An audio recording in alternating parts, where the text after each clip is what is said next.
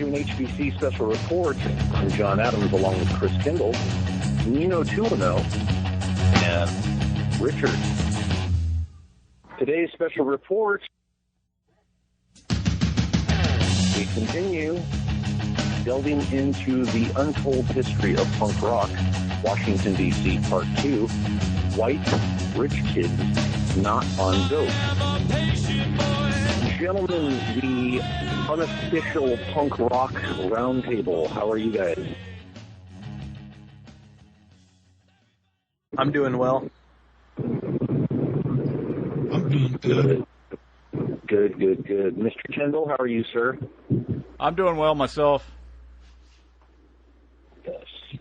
Well, today we are going to get right into it here. We're going to continue going into Washington, D.C. I'm expecting about this particular part of the series to culminate in about 4 parts. So this is part 2.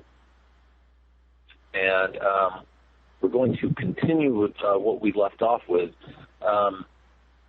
Last time we were talking about Henry Rollins and Positive Force and Ian McKaye.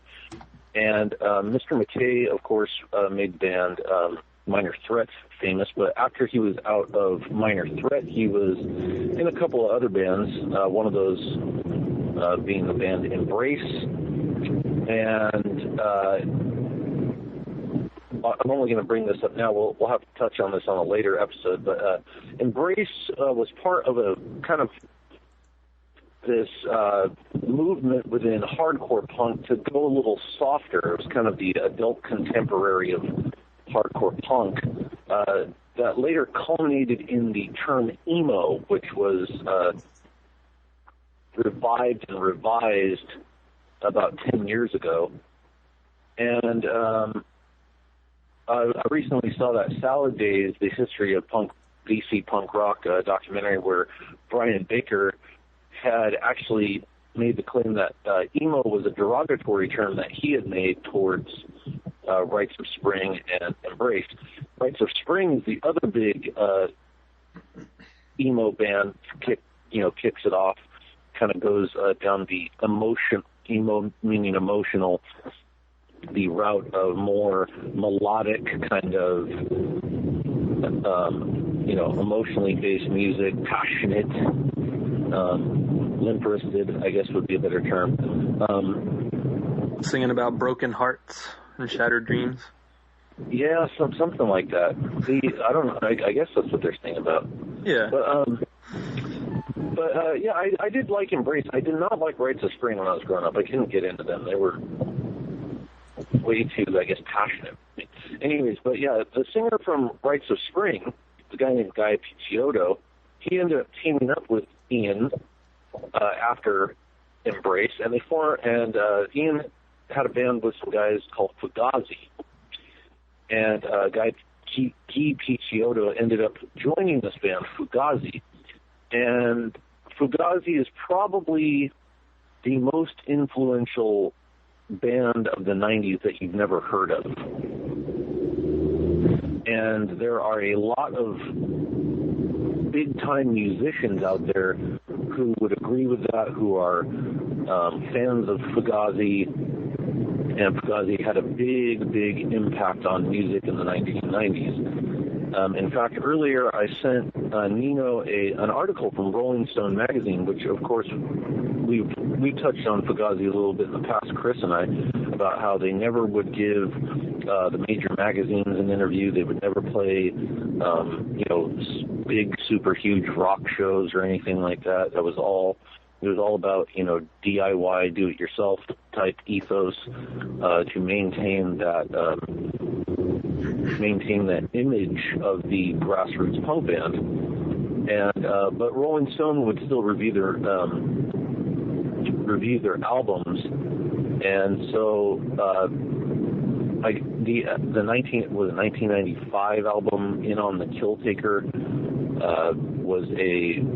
was reviewed in Rolling Stone magazine, and in that magazine they basically said that Fugazi is one of the, if not the most influential band of the 1990s.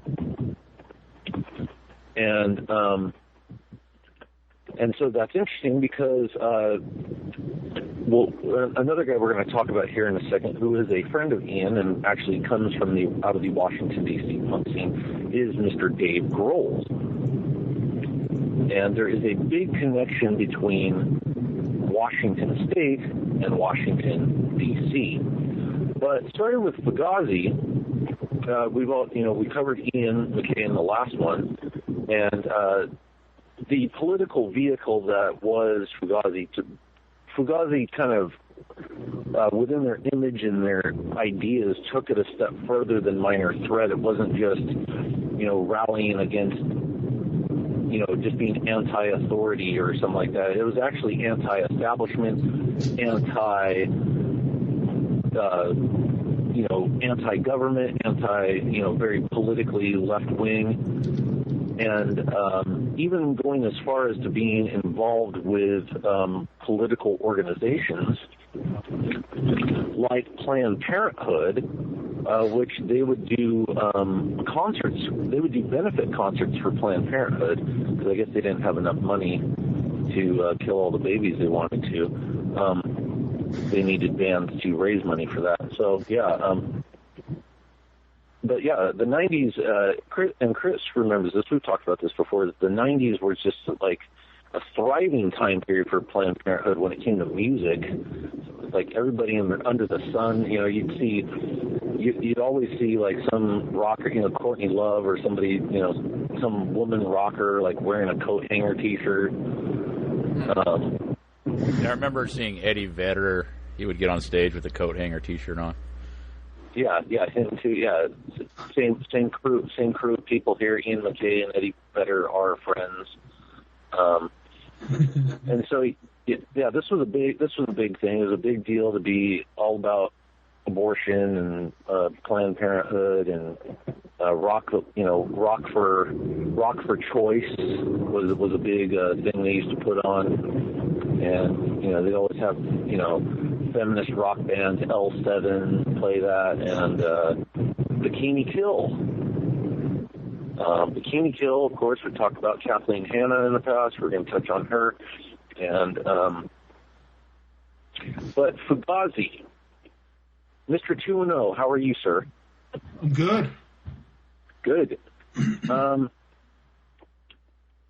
Mr. Picciotto, the singer, there was two singers, Ian McKaye and Guy Picciotto, for Fugazi. And Mr. Picciotto, I talked about him a little bit in a past call, just that he went to Georgetown University, and that's not a bad thing. You can go to Georgetown, it's cool.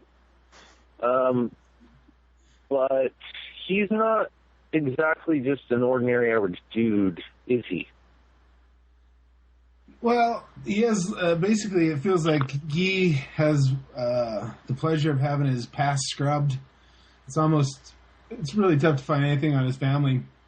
So I just start leaping around with some ideas, and Picciotto happens to also be the name of some Sephardic Jew Swiss bankers that Bertie Madoff was doing banking with when all the shit hit the fan.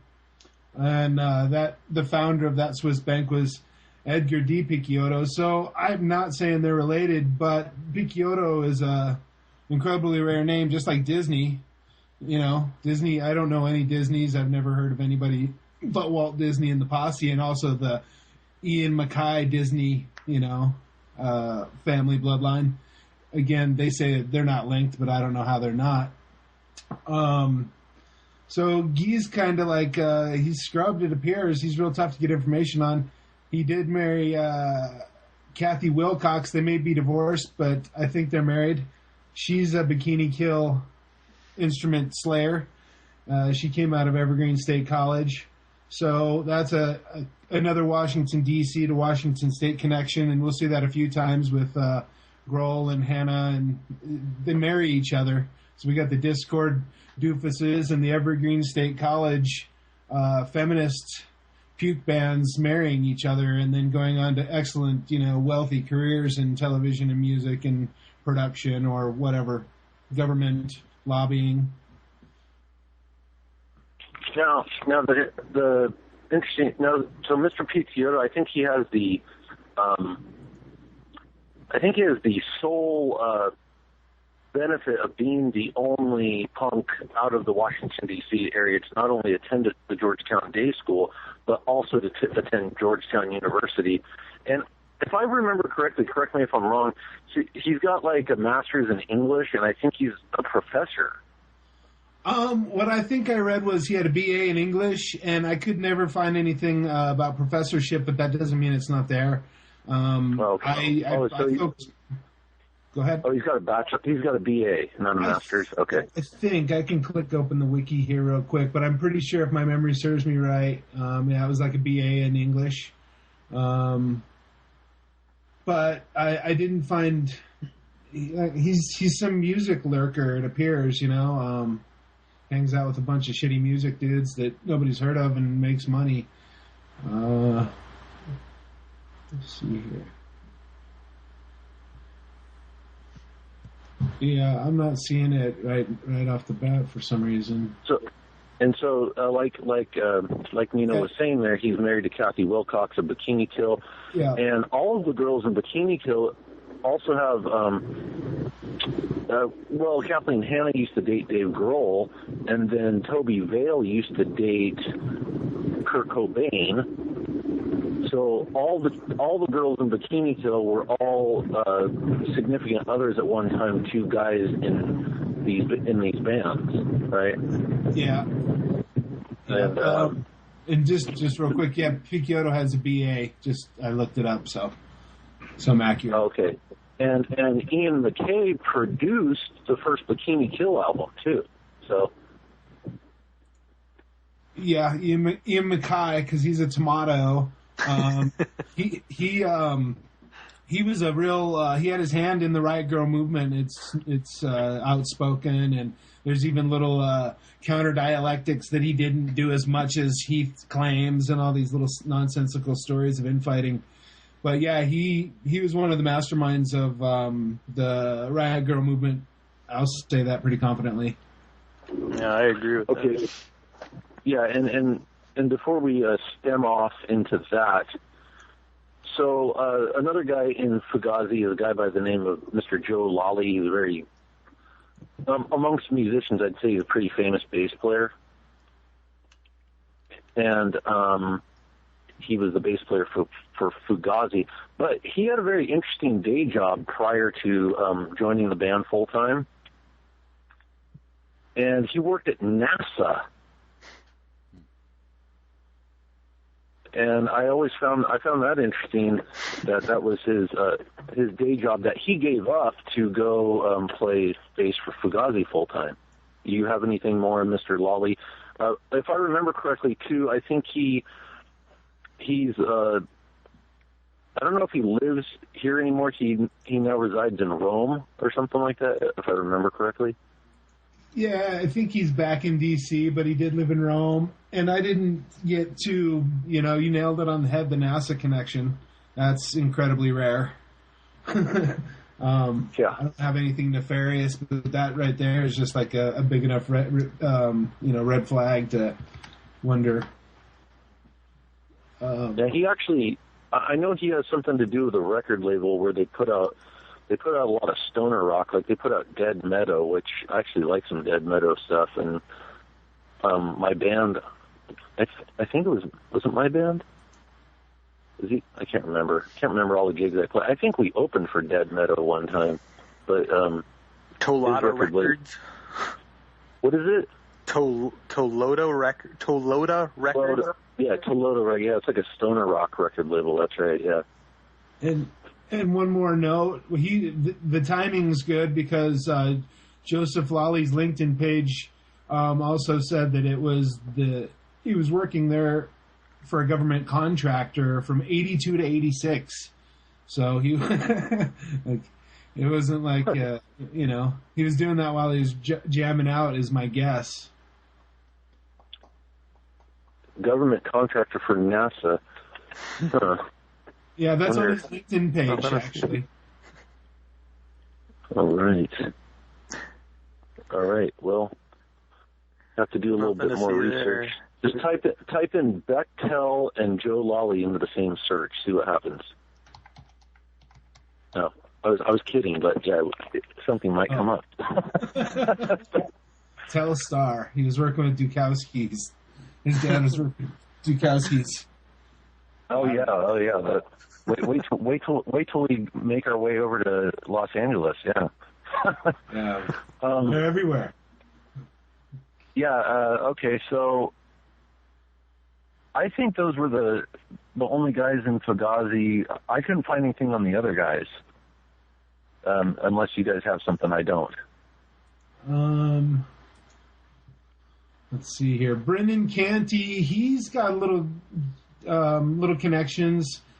His brothers, James Canty and Kevin Canty.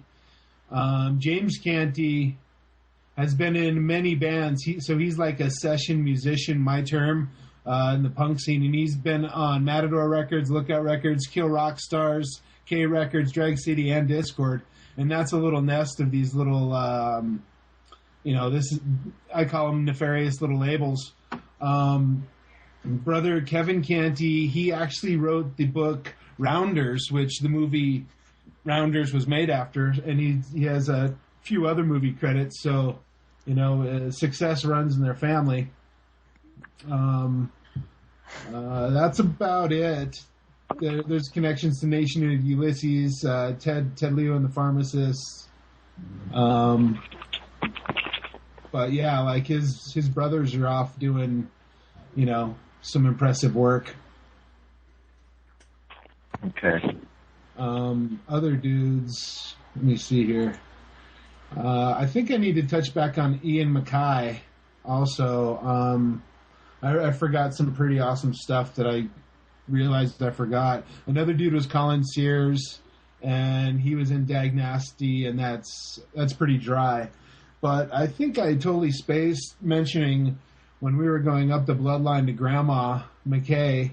I mentioned how she worked with Paul Popenoe and those magazines, which some meaning like Miles Mathis, say they're all CIA fronts, and I don't disagree with that at all.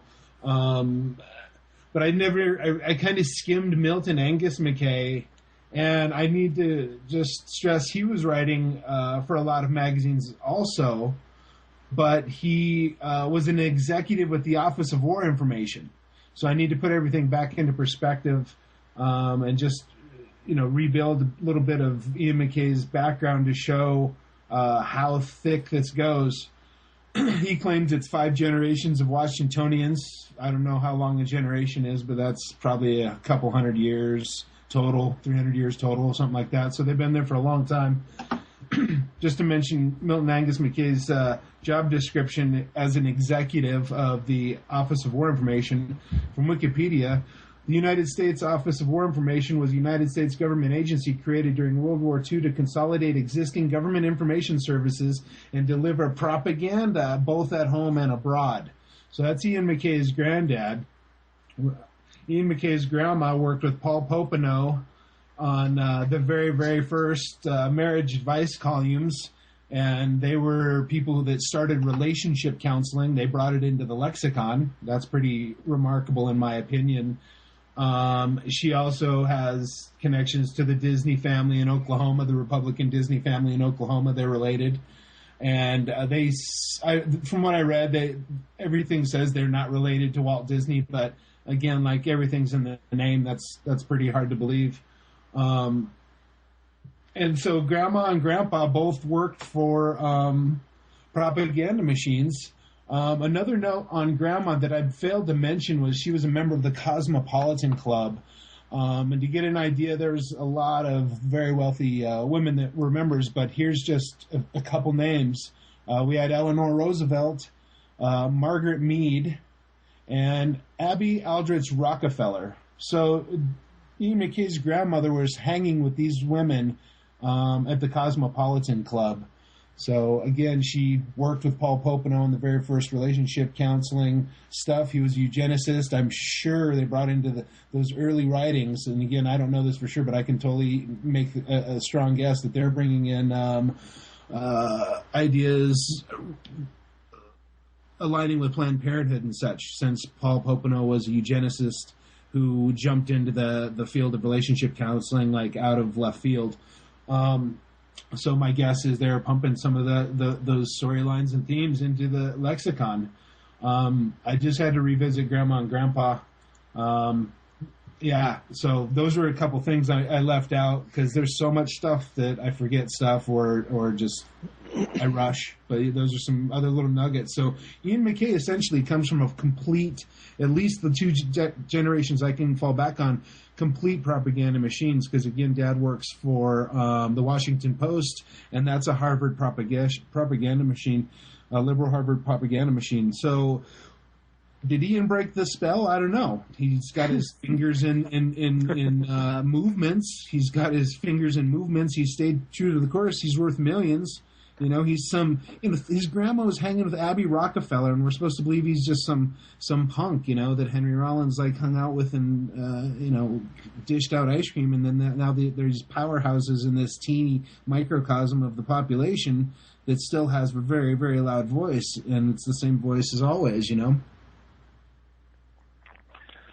Yeah, and like I was saying, Fugazi, you know, it's interesting because a band like that who made their mark off of shunning the mainstream, right? Like that's kind of like their street cred was that they were, you know, they used to play $5 shows. I remember they came to LA when I was in high school and they played a sold out crowd at the Palladium, which is a huge old 1940s dance hall where they used to have big dance competitions for the big bands like Benny Goodman. And I know they have shows here now, but it's just this huge, massive place where they used to have these shows, and they played like a $5 show at the Palladium, right? And so they would that's how they kind of made their mark, is like, oh, we're not going to overcharge. We're going to, put all the, we're going to put this, we're not going to, I think that, what they did too, they did something, they used to do things with their albums to make it so that when like their albums got sold in places like Tower Records or, back in the day, Music Plus or any of those type of stores that used to exist, that they would do something with the price to make sure that the record company or that the record store couldn't charge more for it. I've seen records that have like a thing on the back that say, don't, not to charge or don't pay more than X amount. That's it, yeah. And it would be like, they kept their, like back, I mean, you guys all remember how much CDs used to cost, and I think like Fugazi CDs cost like $8. So yeah. So they were all used to be like $16, $18 on sale. Yeah. Remember that? Yeah, exactly. The modern Blu-ray. And that was in the 90s, so that was like real money way back then. Yeah, so they used to make sure that their stuff was cheap and it was easily accessible. And I never thought about this until I was revisiting some of these old interviews before this talk, at how much emphasis, no matter if it's Jello Biafra or Ian McKaye or Henry Rollins or Brian Baker, any one of these people getting interviewed in these things, the one thing that is emphasized very much, that they all emphasize, and I never thought anything nefarious about this until rewatching this and thinking about it, is they kept saying, listen, we wanted to do this for the kids. We wanted to make this accessible to the children. It was all about the kids. The kids love this stuff. We wanted to make sure that kids could come out and do it. And rewatching it, I was like, wow, this is like a meme that runs throughout the entire like scene. Yeah. Is that this needs to be accessible to kids, right? Like we got to have these shows for, we got to be able to get like 10-year-olds in here. We got to make the music accessible. We have to be able to get, we have to be able to make CDs cheap so that kids can buy it, because kids can't be affording, $20 CDs and things like that. Like we're even going to put it out for cheap so that they can so that they have the means to be able to buy it. That many 10-year-olds into punk rock? Well. Oh yeah. Every punk flyer has all ages on it. Like that is like a stamp of approval on every punk flyer I've ever seen. So that's a injection of an idea with those words right there, and that lines with what you're saying. Like that's the mantra: all ages, temporary autonomous zone, punks. You know? Yeah, absolutely. I've noticed it too, and I've thought about that. How a lot of it is, it's real directed at the kids like that. So I've made that same observation. But here, I'll throw this out too.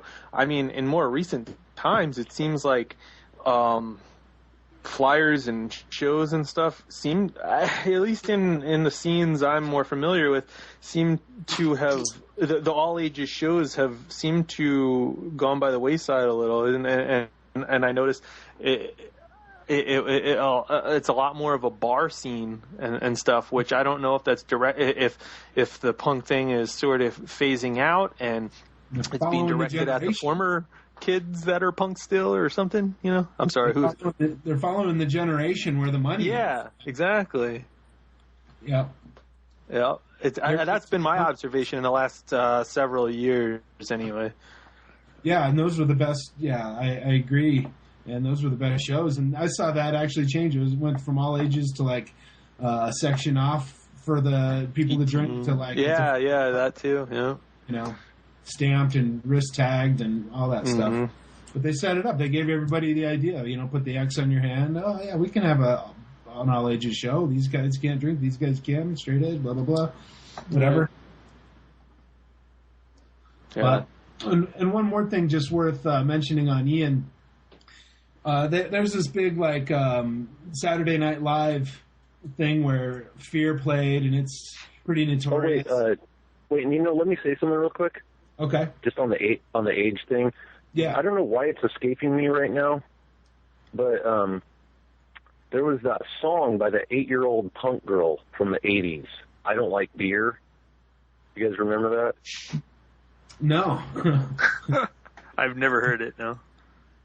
There was a band with it was parents, and they had their 8-year-old daughter who they dressed her up as a punk. This was back in the 80s, and they used to play this song on K-Rock out here. Like it was called, I think it's called "I Don't Like Beer."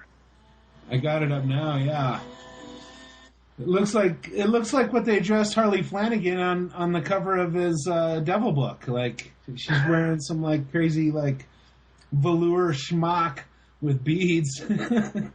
Yeah, that's crazy. Yeah, I've never seen that.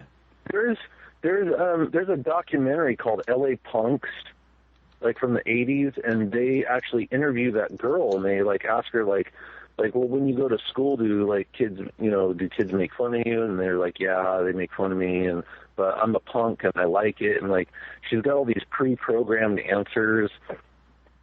So yeah. So yeah, there was already parents back in the 80s, and they've got documentaries now called like Punk Rock Parents. Oh yeah. The other F word. Yeah, that's right. Yeah. That's crazy. I don't know why I can't get it to come up.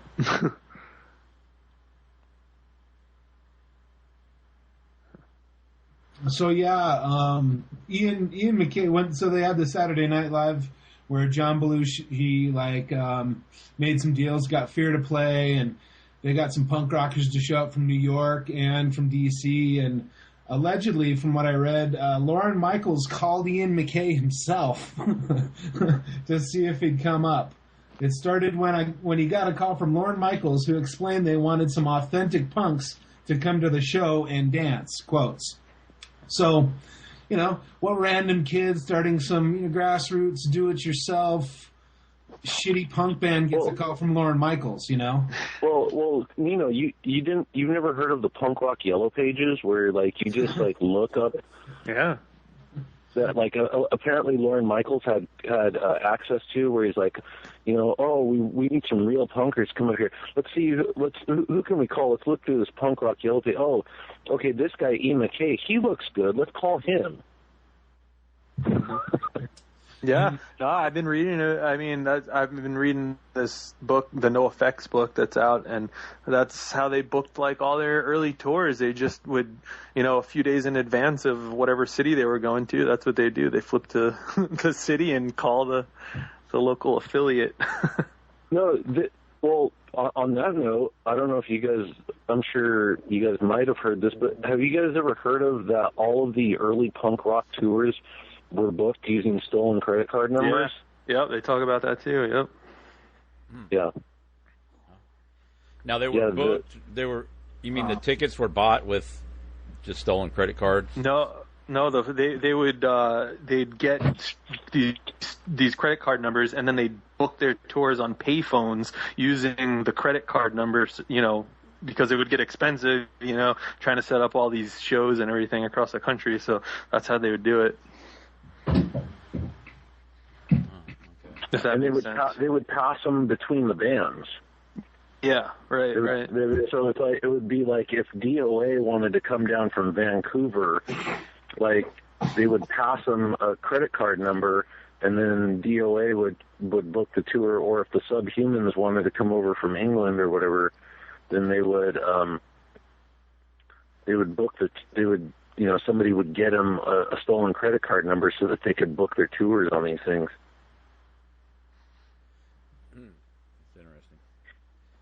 The one thing I wanted to touch on before I have to go here is that the impact on culture that Fugazi had, especially on music, a lot. One of the reasons, I have to admit, I liked them when I was in high school. They do have some they're almost like they really are like a pop hardcore band, like in a very deconstructivist fashion. I don't even know how to frame it, because they're not like your typical radio-friendly band, that's for sure. But there is something about it where they have these hooks that they come up with. And I remember that they used to play the song, I'd say one of their very catchiest songs is that song Waiting Room. It's almost like a funk reggae type beat, played over and over and over again. And they used to play it on the radio out here. Like, they used to play it on K-Rock pretty frequently. And so they definitely had something that appealed to people in other bands. And then people in other bands, through osmosis, kind of adopted this hardcore influence into their music. And I think a lot of stuff in the 90s, especially because you started to see a lot of bands that were from the DC scene actually started to, get signed and get on labels and things like that. And you even saw, like, bands that used to be in hardcore scenes from other parts of the country, like New York and stuff like that. This sound kind of made its way into the changing kind of musical landscape, and Fugazi was definitely a part of that. And like we were saying, this connection to grunge and Riot Grrrl as well. Was there something else you wanted to say about Ian McKaye, or is it okay if I move on, Yeah, according to this last thing, but it's the icing. So according to WikiPedia, Ian McKaye is worth $25 million playing that god-awful music he sold for $8 a disc. The end. You know what Fugazi means? Did we already go over that? I think it's a Vietnam term that he got out of a book. It means fake. Yep. It says coined during the Vietnam War. A second unrelated meaning given Fugazi or Fugazi is fake or counterfeit. Yeah. I learned that in Donnie Brasco. Yeah. It's a Fugazi. It's a Fugazi. It's a Fugazi. But they're tomatoes, so it's Fugazi. Fugazi, Guy, and McKaye. Yeah, bro. All right, so I had a quote that, or a thing that after the last talk, I had forgot to bring up. If we're gonna move on, I'll read this real quick. It was on the positive force note. So this is out of a Guardian article. All right, good. Then we'll talk about Riot Girl. Okay, cool. So this is out of the Guardian, and this is a quote at the end of an article. It says, "You could say the center of positive force has changed fundamentally because at the beginning the music and the community we were part of was profoundly marginal, and now it's part of the cultural mainstream. The social context has changed too. People who were punk kids in the crowd are now elected public officials," said Anderson, which is referring to Mark Anderson. Having said that, at the heart of it, nothing has changed because the idea always was the people needed to have the courage to be themselves and stand with other people, even when it's unpopular, to do what we do, not because we get paid for it, but because we think it's right. I guess it was just mostly the cultural mainstream thing, how punk started as, it was the undesirables and all that, and how, they're right out here. He's saying it, now it's part of the cultural mainstream, which I guess that's kind of what we're talking about. Yeah, absolutely. And it made its way, bled into the mainstream, and you'll hear a lot of people complain who are from, that time period. I used to hear this from people who, my age, who still consider themselves to be punk rockers, I guess. I don't know. But, they get all mad that, there's some soccer mom out there listening to, NOFX, in her driving around in her minivan, right? Yeah. Because it, by the time I got into high school, it was like cheerleaders were dyeing their hair purple because, they just played punk on the radio. Blink 182 is on MTV, and it's the corporate form of it. My assessment after all of this research is I think it was probably intended to go corporate the entire time at some point. Seems like it. So, yeah.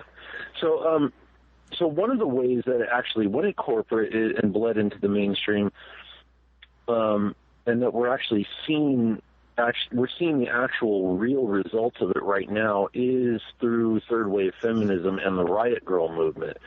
And the Riot Girl thing, I remember this because I used to be friends with a girl who considered herself to be a Riot Girl. And I didn't really know too much about it, and that's kind of where I first heard Bikini Kill and all these other feminist hairy armpit bands. That's what we used to call them. And you'd see these girls at shows, and I hung out with them. Yeah, I did. Yeah, yeah, and it was always a bummer because some of them would be really cute, and you're thinking man, if this girl wasn't totally butched out, she'd be, she'd actually be kind of cute. But anyways.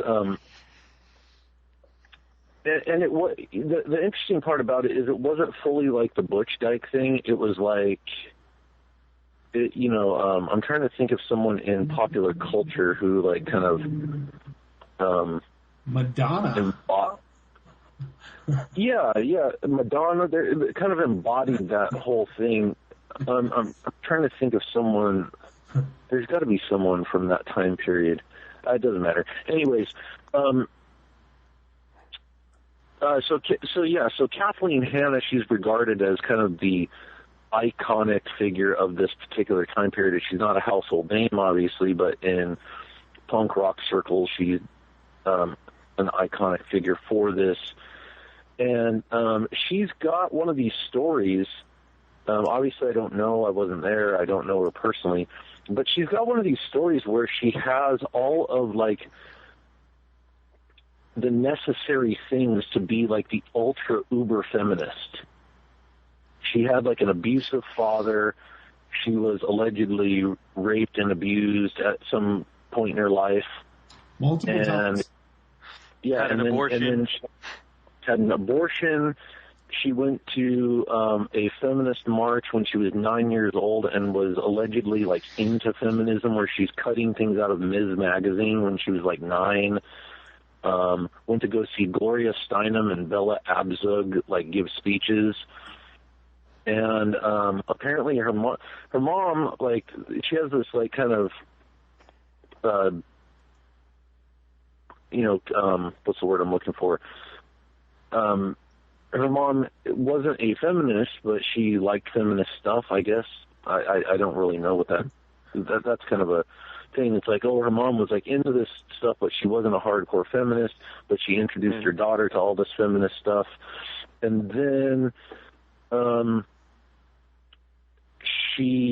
so the idea of Riot Girl actually comes out of a magazine that her and her friends put out while being activists at Positive Force. Mm-hmm. And so the whole Riot Girl scene comes out of Washington, D.C., comes out of Positive Force.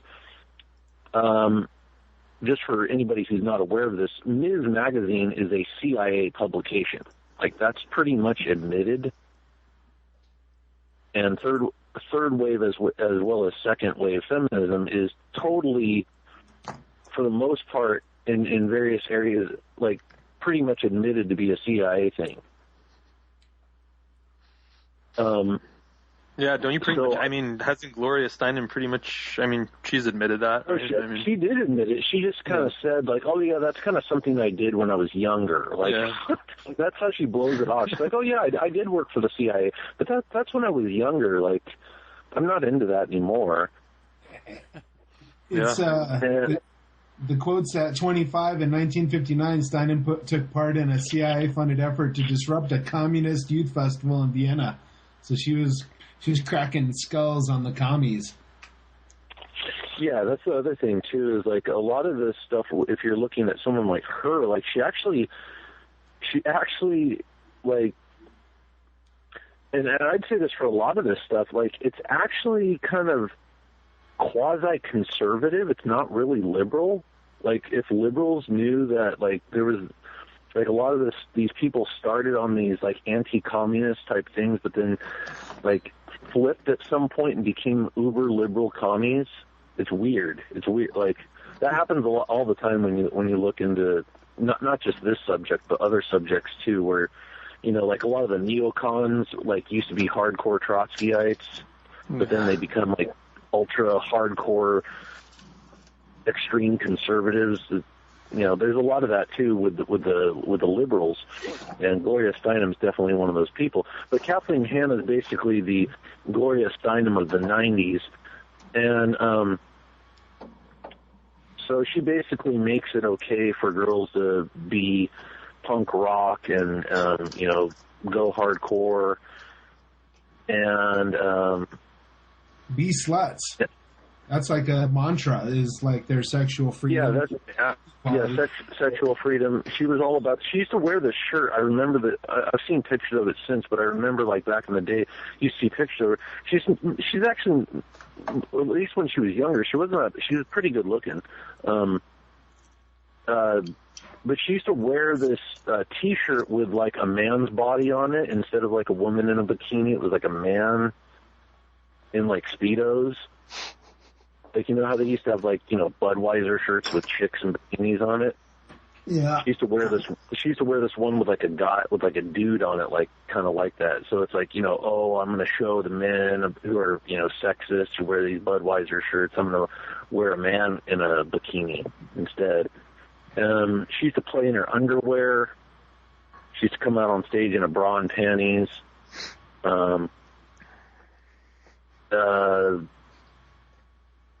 I'm trying to think of other stuff. And honestly, like, Bikini Kill, I mean, they're god awful music. It's just noise. Horrible. It's like, and apparently that extends into the modern day, because Pussy Riot is pretty much the same thing, right? They reference each other. Oh, I think Pussy Riot's a few degrees worse, but... And apparently Kathleen Hanna's still up in the mix because of the pantsuit. And here's the thing. I didn't tell you guys this. I totally forgot about this. But I was at the library, and at the library someone was getting rid of a Ms. magazine. I've never even seen a Ms. magazine before.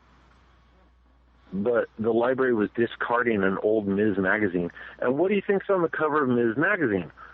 Pantsuit Revolution. It was like a whole like third, fourth wave feminist thing to have the pantsuit revolution. I'm not kidding. And La Tigra was at the forefront of that with that awesome song that they had. But yeah, so like we were saying, these girls were all Kathleen Hanna dated Dave Grohl, which you guys can talk about once I get off here, and then Toby Vale, the drummer for Bikini Kill, dated Kurt Cobain, and Kathy Wilcox, of course, married Guy Picciotto from Fugazi. Ian McKaye produced the Bikini Kill's first album. And so this is, and I remember in high school, like, that's how people heard of Bikini Kill, was the fact that Kathleen Hanna and Toby Vale were dating the guys in Nirvana. It was kind of like I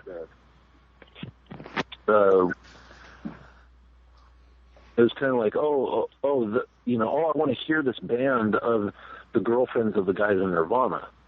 Mm-hmm. And on that note, sorry.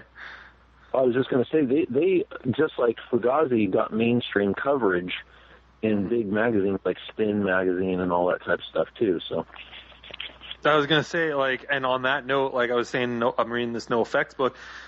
That's what they're attributing a lot of their success was because NOFX is, just right next, is pretty close to Nirvana in the record stores, and Nirvana broke, so that kind of they seem to think that, and I agree that a lot of people probably stumbled across, what's this NOFX, from Nirvana. So kind of the same thing, like association, like they're going out. She's dating Dave Grohl. Well, I'll check this band out, or this is popping up right next to Nirvana. I'll check this band out. It's kind of convenient associations. Yes, and so the thing that I'm going to conclude with, and then Nino's got, and I think Rich does too, a bunch of stuff on Mr. Grohl there. The third wave feminism was once again associated with Planned Parenthood, safe sex. That's the one thing that I keep bringing up here, that you just was so heavily promoted and pushed when Chris was a youngster and when I was a teenager, when Chris was in his 20s, was safe sex, everything's safe sex. Bands are all about safe sex. You can get MTV condoms. They're passing out condoms at your school. Bands are throwing condoms out at concerts. You go to punk shows and people would hand you condoms at the door, right? Oh yeah, condoms everywhere. It was just condom mania. There was even a store called Condom Mania. I'm not kidding. Condom Revolution, yeah, Condom Revolution. There was a band called Condom Mania too. No. Yeah, there was all these condom stores everywhere. It was like you're gonna go in there, like people go into adult bookstores or something. They had condom stores. Like So, anyways, this was pushed all around. Safe sex was a big thing, especially in alternative and punk. Safe sex. You don't want to have kids, of course. So would you suggest possibly the whole AIDS nonsense and all, like that would have been just a good means of push promoting people who might not have necessarily been having sex and whatever, but just push it out into the culture a lot more because, well, in the guise of, well, we're trying to protect people from getting AIDS, but meanwhile you're promoting the activity that allegedly would give you AIDS. That's absolutely what it was. That's 100% what it was.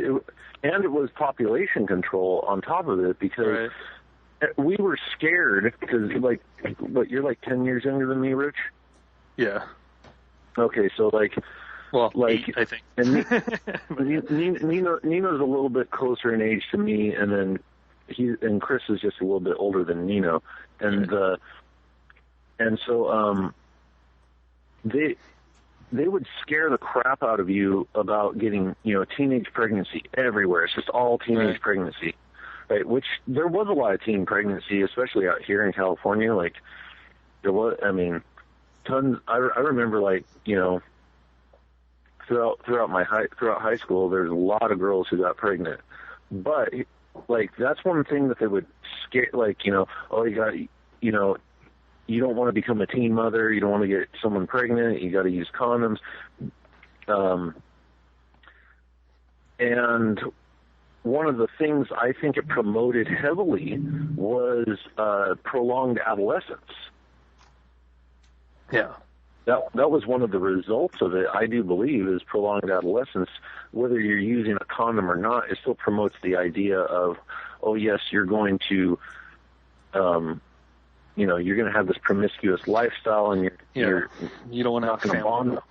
Yeah, you're not going to bond with anybody. You're going to go to punk shows until you're 40 years old, and unfortunately, I still know people who like that today. Yeah, and maybe you might think about having a family, but it'll probably be a little too late. So forget it. Just do it till you die. Yeah. So that makes sense. That AIDS was put out there as a pretext to start really driving that idea into people's heads of use a condom. At the same time, they're promoting promiscuity with that, because I remember there being controversy with the school curricula, where they would bring in the sex education and all of that, and they would have parents get all upset because they're bringing this in the schools and they're putting it on a banana or something. Here's how. Yeah, they demonstrate it for you. Right, they demonstrate it. So they put it in the eye, and they junior high and everything. I don't remember that in school. I remember them talking about it, but they never went as far as doing the demonstration and all that. But I remember them talking about it. The teachers talking about it. So there was the suggestion there, or the inference there that, oh, well, you're in high school, you're going to be having sex, so we want, and then everything is done under the umbrella of safety. Everybody's got to be safe. It's all about safety. Everything's about safety. That's what even the president today, you always hear him, oh, my number one job is to keep America safe. The government's all about keeping you safe, right? Right. But no, it's under all that pretense, they were conducting a psychological operation. It's where you're promoting sex to young kids, and at the same time you have this fear of AIDS that's just a big phony baloney, false. Like, where did AIDS go, by the way? Is it still around, or is it still? Because I remember everybody was going to get AIDS. We're all going to die. Everybody's using condoms now. Oh, right, yeah. Okay. We're sharing needles still. We're sharing needles. We don't need condoms.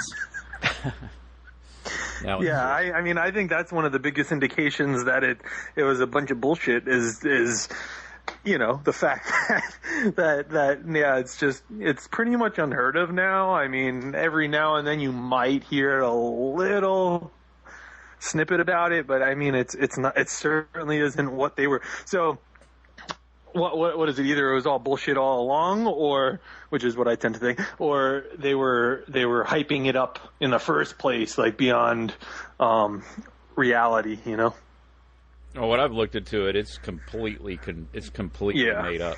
Right. Yeah. No, I agree. But I'm just saying, like, even if to play devil's advocate, the best you could say is then that they were hyping it up back then, or what, that the condom promotion that solved the problem. I mean, obviously that's not true, you know. No, couldn't be, but yeah, I guess that will be the explanation for where did AIDS go. No, yeah, I remember it being the big topic. It had I don't know if you guys remember the AIDS quilt and the Washington. Yeah, I remember. I vaguely remember that. Yeah, the AIDS quilt, all that crap, man. It was just relentless. AIDS AIDS concerts, AIDS benefits, friggin' Bob Geldof and all his bull crap. AIDS. Everybody had the red ribbon. You remember that crap? Yeah. Yeah. Every time they'd have, not that I watch that much of it, but I still remember it because it was just so just driven into people's skulls regularly. Yeah. They would have, anytime they had like Oscar or any awards on TV for celebrities, everybody gets up there with the AIDS ribbon. Got the red AIDS ribbon. We got remember AIDS. We want to get AIDS. People getting AIDS. They're not giving enough money to research AIDS. And it was a big deal about homosexuals being persecuted through the medical industry because they weren't given enough money to fight AIDS. I remember that being a big deal. So we need more funding for AIDS research. And well, it turns out the what was it, AZT, the crap they give you for AIDS kills you.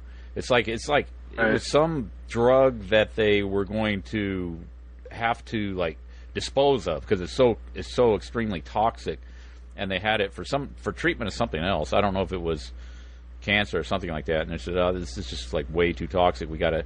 And then they were, instead of having to pay to get rid of it as a hazardous waste, they just reconfigured it as an AIDS medication, cure for AIDS. As they said, well, you get on that shit and you're going downhill quick. Which perfectly feeds the narrative of all the deaths associated, right? Yeah, because you get all these. I told you, he's sick. Right. Yeah, exactly. Right. Magic Johnson's still around though. Right. Magic Johnson. But he was their poster freaking boy, so I'm sure. What? Yeah, but I mean, when you get into it, it's like, well, what is AIDS? What's HIV? And eventually you get to, well, it's just if you get the right type of nutrition and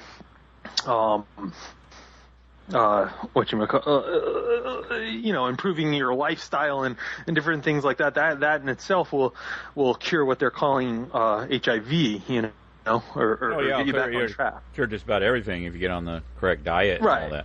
Right. No, yeah, they can see all these diseases are manufactured, they're inventions.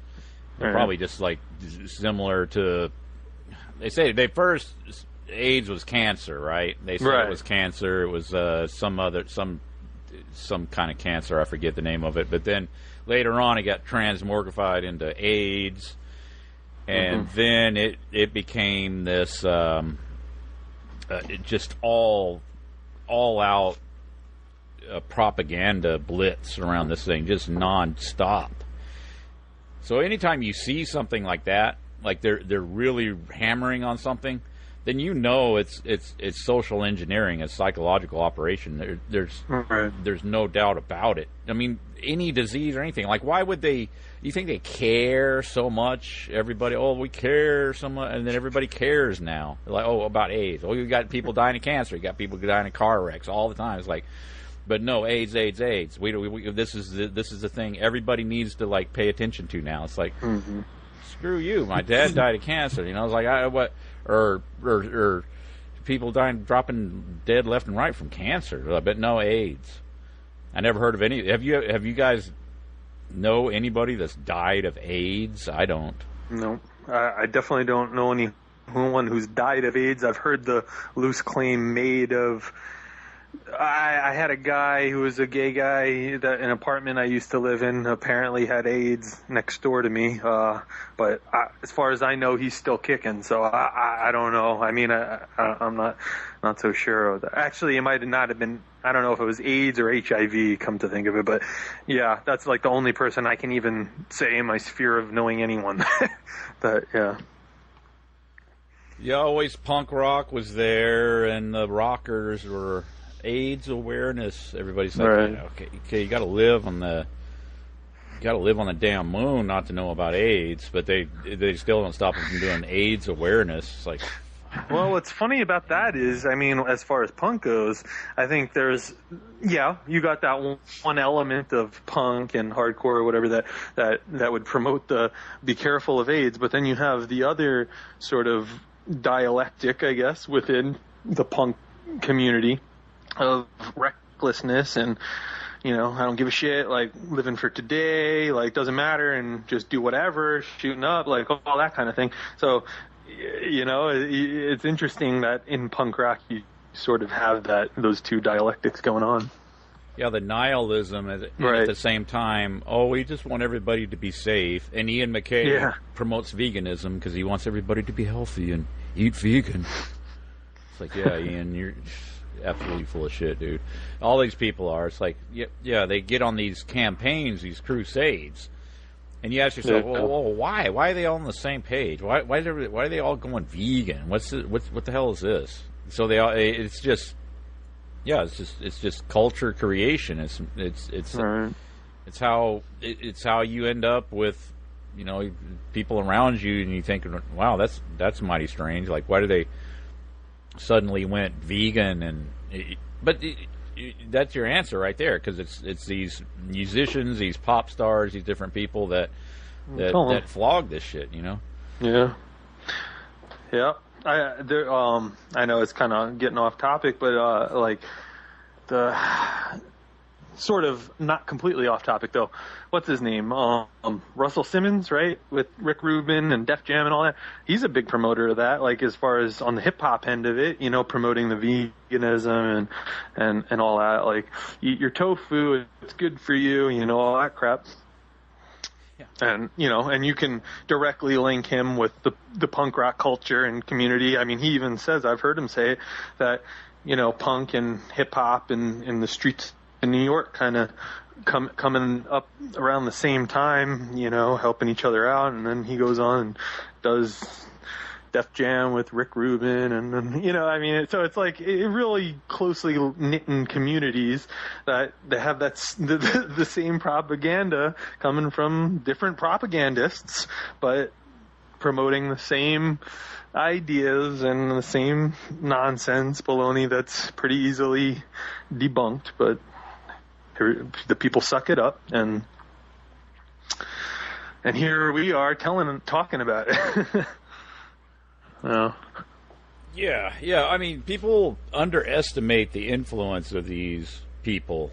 I believe. So they think, all punk rock. Oh yeah, big deal. Who gives a shit? Who cares? It's not.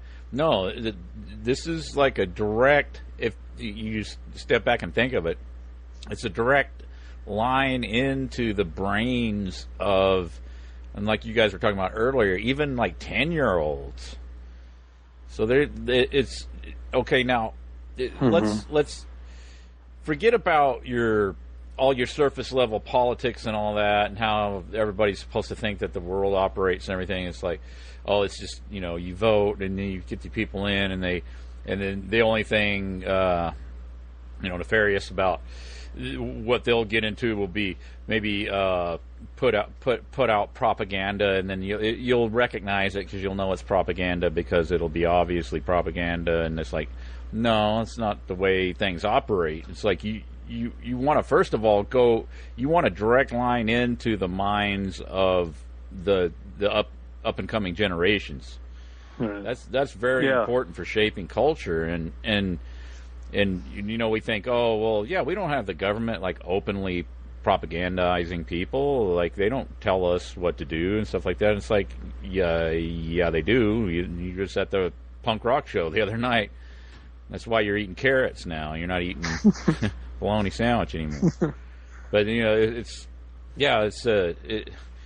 but no, that's not the way things work. It's like, is it that hard for people to wrap their minds around that shit? Because you want to, if you want to properly propagandize people, you don't come at them at a full frontal assault. Right? Yeah, it's incremental. It's just and I think here's the thing too, like we talked about this with Jay Dyer. Like, he looks at North Korea and it's obviously a scam. It's crazy. It's just so blatantly a front, and it's a front for the CIA, American intelligence. It's American intelligence front, and you got to ask yourself, well, why? Well, it's a caricature of a despotic regime, and then they show you, as like an American or people in the Western world, they look at like, oh, here's what propaganda looks like, and they show you that the posters and the constructivist design and stuff like that, the old, as if they're still using that crap. They think it's still effective, and it's like, no, not really. That is part of the I guess like a dialectic where you can look at that and say, well, now we have a clear understanding of what a despotic regime looks, or a tyranny looks like, and it's very like crass and very overt as far as propaganda and stuff goes. And they get the marching troops, and they march out into the street and goose stepping and everything, and everybody's commanded to sing, and then everybody sings, and they say, oh, that's what it looks like. And then, so you're totally at a loss when you see it around you, and you see your culture getting shaped by these movements, and at the same time we think, oh, we're free, we're in a free country. It's like, no, you're not. You're just dealing with and see, North Korea is just an extension of what we're dealing with here. It's high level propaganda. Yeah, it's just propaganda on a different level. But it's of course it's different than what we think. It's to define propaganda for us, because that's what they'll show you in universities and stuff coming up. They'll show you like the agitprop shit from like the Soviet Union, North Korea, and all that stuff. And it's like, oh, yeah, I know what that is now. I know what propaganda, government status propaganda is. And it's like, no, you don't either. It's like the whole reason why they teach that in the first place is to misidentify it. So then, like, we're talking about it in this context, and like, well, this is how it really works, and you see like all these connections these people have, and then and I've seen some comments and stuff where people commenting online and saying, oh, well, that's just, what's the big deal? What's that about that? It's like, no, this is how things actually work in the real world. They're not going to come out and have a mandate for people to go vegan because the government wants you to be healthy. And then now that used to work at one point in the past, to a limited extent, but no, it's done through pop culture.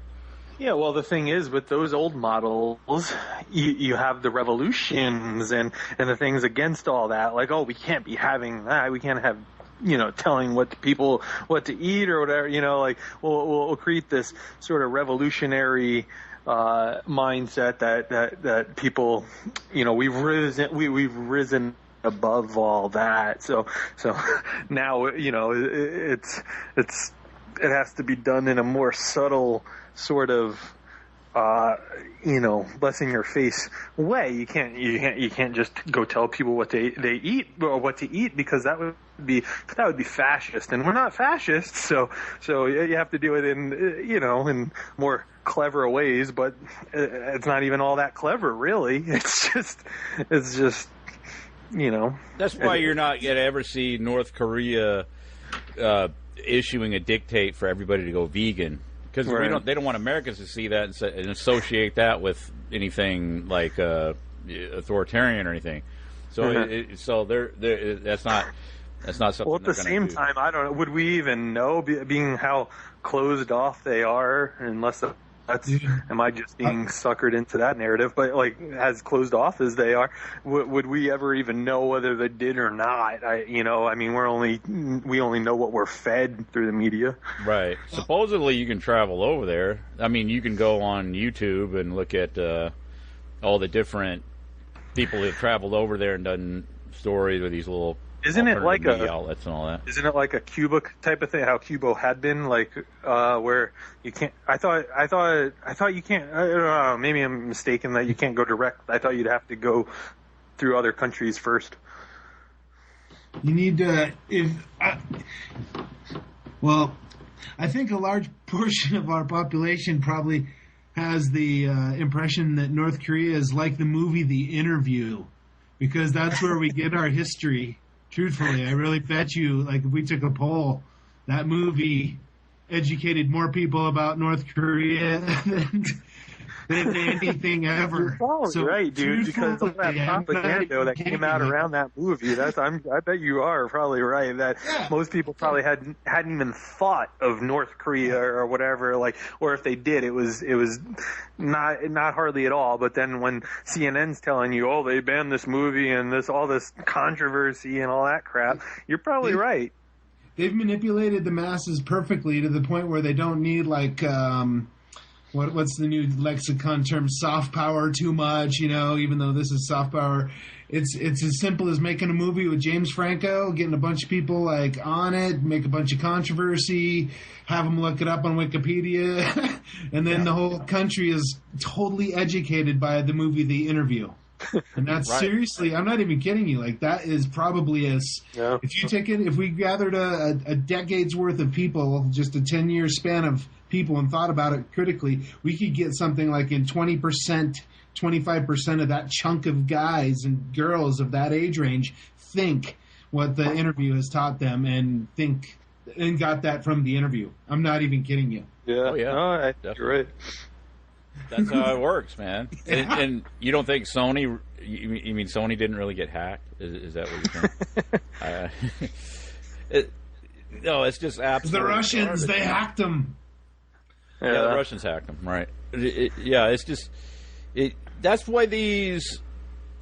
So it's hard to put this in words, but it's like these other countries and nations, so-called, they're.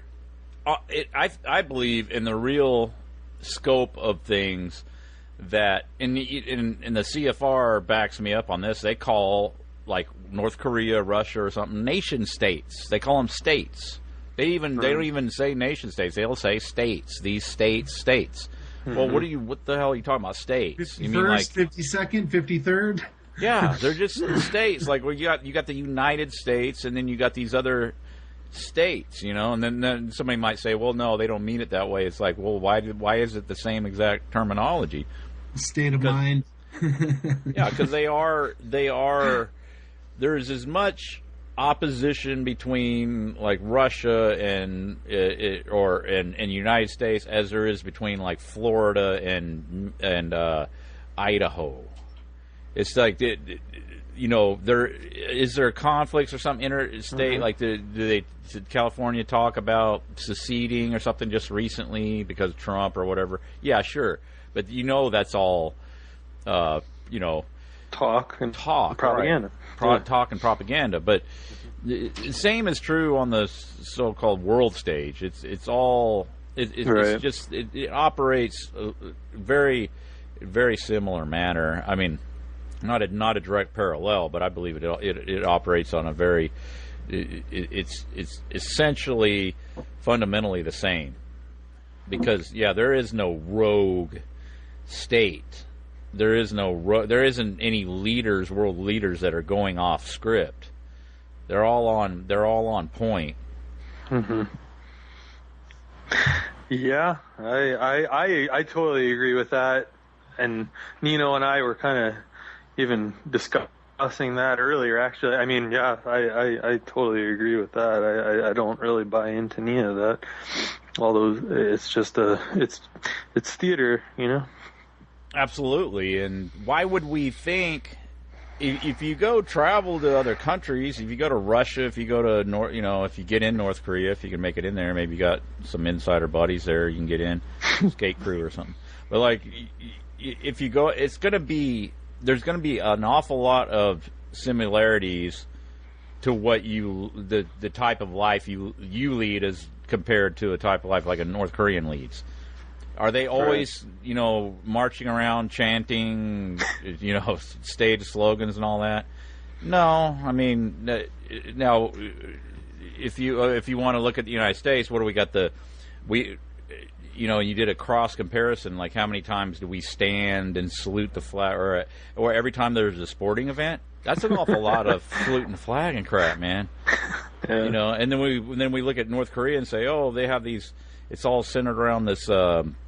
Dictator, this despot, and then they all are supposed to worship him, and they have all these events and stuff that are centered around that. And I said, well, look at the United States, what it's all. Dude, yeah. At Elitch theme park here in Denver, they play right before they open. They get a line of people, and these guards hold them back. There's a big old American flag, and they play the national anthem, and like fucking sheep, everybody stands there and fucking puts their hands on their heart. I tell my daughter, I was like, you don't have to do that if you don't want to. I just leave it open to her, and she just sits down next to me. I'm like, it's all good, man. Don't sweat it. This is nonsense. Don't worry about these people. Right. And every day before you go to Elitch's, there's a line, and it's not like an actual line, but it's a funneling of people in this area, 3 or 4 guards, and then all of a sudden the guards turn around and they're looking at the flag, and boom, there's the national anthem, and people are hand to heart, and then they let you loose in the amusement park to get drunk on adrenaline, Yeah. Let's go, yeah! It's beautiful. Yeah, I used to go to hockey games from time to time with friends and stuff when I lived in San Diego, and I'd always go to the bathroom when it's time for. I knew that was coming, so I go to the bathroom, take a bathroom break. But I did have my hand over my heart when I was at the urinal. With your hat off? No, the hat. It's only got 2 hands. Well, Nino says his a 2-handed operation.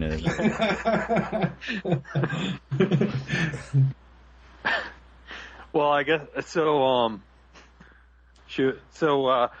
Dave Grohl, should we jump back to the punk rock stuff? I'm cool. Yeah, let's talk. Let me do some bingers on Kathleen Hanna though, real quick. Yeah.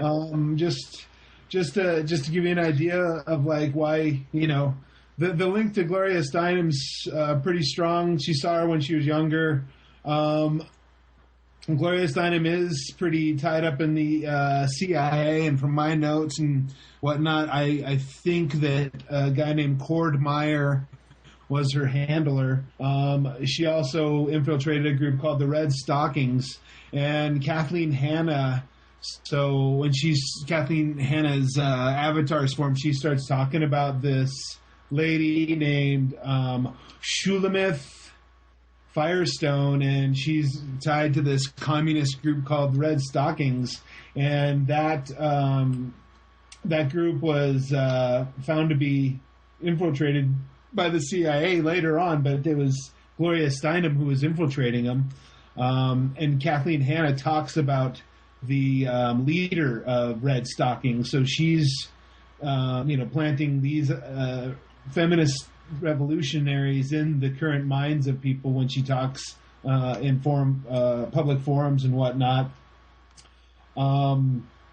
Another thing I should say about Gloria Steinem is that that 1959 event in Vienna, a youthful Zbigniew Brzezinski was there as well, along with Walter Pincus, Washington Post reporter. So in 1959, CIA, Steinem, Zbigniew Brzezinski, and Walter Pincus were at a CIA-funded effort to disrupt a communist group. So I just want to throw in, people are really ambiguous about the Gloria Steinem connections, and I just wanted to throw out some specificities.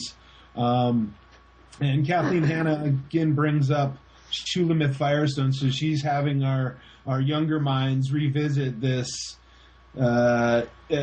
communist feminist group that actually was infiltrated. And again, that could be dialectic too, to give it validity. I see both sides of the coin playing devil's advocate, but either way, it's in history and there's a spectacle built around it.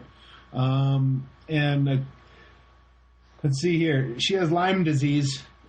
Kathleen Hanna has Lyme disease. Just got to throw that out there. She's married to a Beastie Boy too. She's now married to a Beastie Boy. Go ahead. You got all that? No. I was just throwing. I was like, I felt like that kept getting overlooked, but I didn't know if somebody was going to throw it out or not. But she was raped 2 times. And then she reminds me a lot of a feminine Henry Rollins, like this insanely tragic, rapey childhood. And then, came out, but parents, kind of led them their way. Mom got Henry into, Dylan Thomas, and Kathleen Hanna's mom got her into Gloria Steinem. They got raped 2 times at least each, they're really similar. And they both, again, they attach to the DC Olympia connection, so I consider that a thought to keep thinking about, and that's it really. I just wanted to throw those nuggets out there. Again, she's linked to Evergreen State College, and that's a big mess, but we should stick on the people, I guess. Oh yeah, and she's married to Ad Rock from the Beastie Boys. Forgot to say that. Yeah. So yeah, she's famous and Henry Rollins-esque. Yeah, I mean, I do think she's one of those. She's just like an iconic sort of figure for that whole segment of the punk rock movement. You got Ian and Henry or whatever, but for her little branch of it, Bikini Kill and her, that's like she's a very iconic figure as far as all that goes. And Ian co-opted it with her. Yeah, exactly. Right. Exactly. All these icons, they seem to link together. Yeah, he was the producer for their music, their very first music. Right. So yeah. I have several of their albums right here. Really? You own some Bikini Kill albums? I do. I have, maybe just 2. All right, I just have 2. Did you get the new La Tigra? No. This is actually my wife's. My wife was into them or whatever. She likes them. That's cool. Leave that on the dashboard when you're... Let it melt a little. Yeah, I don't know the last time any of these were played, but So, yeah, do you want to... Should we just roll the Dave Grohl or what? Sure. Yeah. You got some stuff on Dave? Do you know the spiel? Yeah, somewhere here. I got a bunch. It's just I was going to let you talk for a while. Yeah, I know it off my head. I'm just trying to find my note, but well, all right. Anyway, so, Dave Grohl, he has, his dad. I guess that's one place to start. His dad, who he was also Washington Post, wasn't he? It's James Harper Grohl, and I only have he was the senior vice president of U.S. Savings and Loan. Yeah, he worked at Stars Stripes Army newspaper in Stuttgart. He worked at Scripps Howard News Service. So yeah, he was he worked a few what could be considered handled publications. His dad, so his dad was James Grohl, Army, Washington political correspondent, news writer. My notes are so screwy, but I have Washington political correspondent written here. Worked as special assistant to Robert Taft, right? Senator Robert Taft, Ohio. Robert Taft Jr. Sorry, right. It's all good. And then so Robert Taft, who John was the one who led me to all this or what I'm about to say. Then he is grandson to founding Skull and Bones member, right? Yeah. And then so then he was like special assistant. He was like his right hand man or whatever. Later in his career, this was after his Washington correspondent stuff, and which, I mean, you know, that in itself is pretty noteworthy, I suppose, right? And then he finished his career as senior vice president of the U.S. Savings and Loan League as a political consultant in the D.C. area or whatever, or something. In D.C. So that's what I have on his dad written there.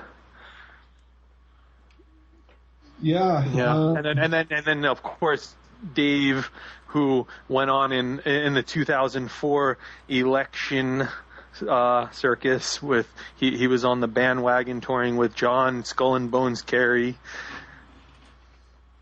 Yeah. Which, you know, another little Skull and Bones tidbit there. Yeah. He did some he had some operations, it appears, so he was called upon to cover the student protests at Kent State. So he was another dude at the Kent State shootings, along with like Chrissy Hind and others that may or may not be actors. A weird little note is he talks about Allen Ginsberg hitting on him once. Wait, I'm sorry. Yeah, that was Dave said that? James Harper Grohl still. Okay, his dad. Okay, I got it. Yeah, his dad talks about him and Ginsberg shared a love of poetry, and that Allen Ginsberg hit on him. And I got an article on James Harper Grohl that he talks about. He says those words in an interview. He also was semi-close to William Burroughs. They both shared a love of poetry. So James Harper Grohl knew William Burroughs and Ginsberg. Ginsberg used to hit on him. And yeah, he was special assistant to Robert A. Taft Jr. Robert A. Taft Jr., Yale University, Trilateral Commission, Harvard University. So he went through both left and right machine private Ivy League schools. His dad was Robert A. Taft, who went to Harvard and Yale as well. His dad was William Howard Taft, who is a member of Skull and Bones, Yale University. Founding member, if I'm not mistaken, right? No, and Phi Beta Kappa Society. And then above him is Alfonso Taft, who's the founding member, one of the founding members of Skull and Bones. So there's 2 generations of Skull and Bones, and then 4 generation of political dynastic bloodlineisms from Skull and Bones straight down. And that is who James Harper Grohl was special assistant to, Robert A. Taft Jr. That's pretty just fun little note in history. Yeah. Another DC elite, it sounds like. And let me see here. So yeah, here's a real quick quote. James Grohl was fond of wheeling out an anecdote about Ginsberg unsuccessfully hitting on him when the pair moved into the same bohemian circles. So that's a note, too, that Dave Grohl's parents were bohemians in the same circles as the Ginsbergs. And yeah, he wrote for a bunch of military papers, Stars and Stripes, Scripps Howard, and he was the senior vice president of U.S. Savings and Loan League. So that's Mr. Dave Grohl. He's in a bunch of bands. Probot, Scream, then Crooked Vultures, Dane Bramage, Foo Fighters, Nirvana. Went to quite a few schools between Alexandria and another school, and he got kicked out of a school in Alexandria for his pot use. Yeah. Which he was, if I'm not mistaken, wasn't he like 16 or so at the time? He was pretty young, and I guess his mom was. I read a quote from his mom saying something about her being a little concerned, about his his marijuana use and his whatever, like his she was a teacher, actually. She was a teacher, and which is a common theme I seem to run across with a lot of the people I've looked at here. I have that notation that their parents were teachers, so make of it what you will. But she was I guess she was a little concerned about Dave's school attendance and his marijuana use, and she was hanging out with Ginsberg. She was hanging out with Ginsberg. You know? Yeah. And she's gone on to write a book, actually. And the name escapes me, but she's written a book interviewing rock star moms, I guess, like herself. Sounds about right. Mm-hmm. And so which direction should we go now? Because sky's the limit. We can go back to like Riot Girl, Evergreen State, or we could poke around DC some more, but they intertwine and. Yeah. Well, we had more didn't we have a couple other DC things to bring up, or should we? We keep talking about Positive Force. Did we talk about Mark Anderson ever? Yeah, we did. Last time we talked about him going to Johns Hopkins, and he's a historical punk rocker now, and or whatever, a writer, documenter, and all neat School of Advanced International Studies. And I didn't think I talked about this. Maybe I did, but yeah. Some of the lecturers were like Zbigniew Brzezinski. He pops up again. Ruth Wedgwood, Johnny McLaughlin, Jessica Einhorn. Some of the students were like Timothy Geithner, Wolf Blitzer, Madeleine Albright, Malcolm Kerr, and Mark Anderson, the founder of Positive Force. Another thing that's worth mentioning on Positive Force is the Golden Suicides. Those two people met at Positive Force, and they had connections to another DC band named Nation of Ulysses, which does connect to the Riot Girl movement and current punk rock idea streams. Does the Golden... does that link to Scientology, or am I mixing that up? That's part of the legend you're in the right story. That's the part of the legend is they thought Scientologists were spying on them. Right. They have some weird other links, like the dude. They're both artists. I don't really want to get on too much of a tangent, but they have this movies. I can't remember what they're called, but they're these ridiculous art movies that the Duncan made, and the Cro-Mags are actually in the movie, and it's like this artsy-fartsy movie that totally escapes me right now, and I didn't take notes on it. So, again, in the Golden Suicides, it's these two artists that supposedly made a suicide pact and then committed suicide different ways. One did it, the other didn't, then the other did. But, my favorite essayist, Miles Mathis, says, it looks like it's all fake, and then he points out some pretty strange things, and he doesn't even know if these are real people. And I kind of followed that thinking, and there are some strange clues, like their artwork doesn't show up posting to like 2013 that they did before, and again, like the Cro-Mags were in one of his movies. Yeah, what do they do? I never saw the movie, but it's a total art piece. That's not the Vinny Stigma, because Vinny Stigma, he was in a movie too, right? That's not. You're saying it's definitely okay. I remember talking about that with Stigma being in some artsy fartsy movie too. He might have been in the same one. It was some weird. Cremister, that's what it's called, Cremister, for the ones I'm looking. Yeah, I think that was it. And Vinny Stigma or Agnostic Front, something to do with Agnostic Front and Vinny Stigma being in that. Yeah. So yeah, the positive force movement, like I said, the dude went to a very elite school, if we didn't cover that. And the suspicious golden suicides couple, the Blake and Duncan, they met at Positive Force, and they connect to another band. They mentioned in the article that they were fans of Nation of Ulysses, which is another Positive Force band. They were also responsible for the Revolution Summer. It's a 80s venue thing, like an early festival.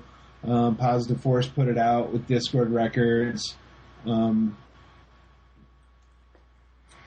they were also like a parent to the Riot Grrrl movement as well. You know, Ian McKaye was there, but Positive Force was there. Bikini Kill is a member. You know, not that they have memberships, but they align themselves tangentially with them. Girls Against Boys, Human Not You, a bunch of feminist bands. So it's kind of a Positive Force is the idea and the concept, and it's still around now. And you get to watch interviews with all of these punk people with their thoughts on the state of events whenever it was recorded. So it's pretty cheesy, and they go back and revisit the importance of it and the change, and you know the tolerance and all the key points. Right. That's where I brought up last time the transgender homeless shelters for teens. Yeah. They're doing some important work out there. I have this note just as a little side, as far as Dave Grohl. So, bass player of Foo Fighters and Sunny Day Real Estate also, which ties right back up to the Olympia scene and all. Nate Mendel, he was an HIV/AIDS conspiracy recognizer, I'll call him. Which changed his view. Yeah. But I thought that was kind of interesting, and especially since we were just talking about it. Yeah, he was also in a band that I actually used to like called Christ on a Crutch, and they had a mysterious. It seems like they picked up and left Washington State, went to D.C., scooped up people, and came back to Washington State. And Nate Mendel's kind of a tough egg to crack. Got some basic stuff on him, so I can only make presumptions. And I know he grew up in Richland, Washington, and Richland, Washington, its primary industry was nukes back then. Like, it has Lockheed Martin, Department of Energy, Hansford site, Energy Solutions. It has tons of technology was going on up in Richland, Washington. So I'm making leaps, but the guy went back and forth. And again, Bechtel was up there, Lockheed Martin, Jacobs Engineering, Energy Solutions, U.S. Department of Energy. They had agricultural expansions going on up there. The government did. So it was sounds like, I've never been there, of course. So it sounds like it was a federal. It's one of them cities built around a bunch of federal jobs. Yeah. Linking to those federal issues. So that's where Dave Mendel came from, and Christ on a Crutch had a song called Richland. I remember that. That guy, I couldn't find anything on him. I really wanted to, because again, I liked Christ on a Crutch back then, and now I listen to it, and it's just utter gibberish. And so, like in '89, they were singing anti-Christian and pro-choice songs, screaming it out with this what I thought was great music, which I changed a lot of views since then, but and you end up singing these lyrics without really attaching any. You're not like into it. You're just like singing these words and yelling these mantras because the music's behind it, and it gets me pumped up. So I was screaming all kinds of shit as a hardcore dude that I've never been aligned with. The pro-choice thing, and other ideas that I personally, I'm open to speak about. But they were a powerful band doing the same thing, and Sunny Day Real Estate went on to be pretty big, actually.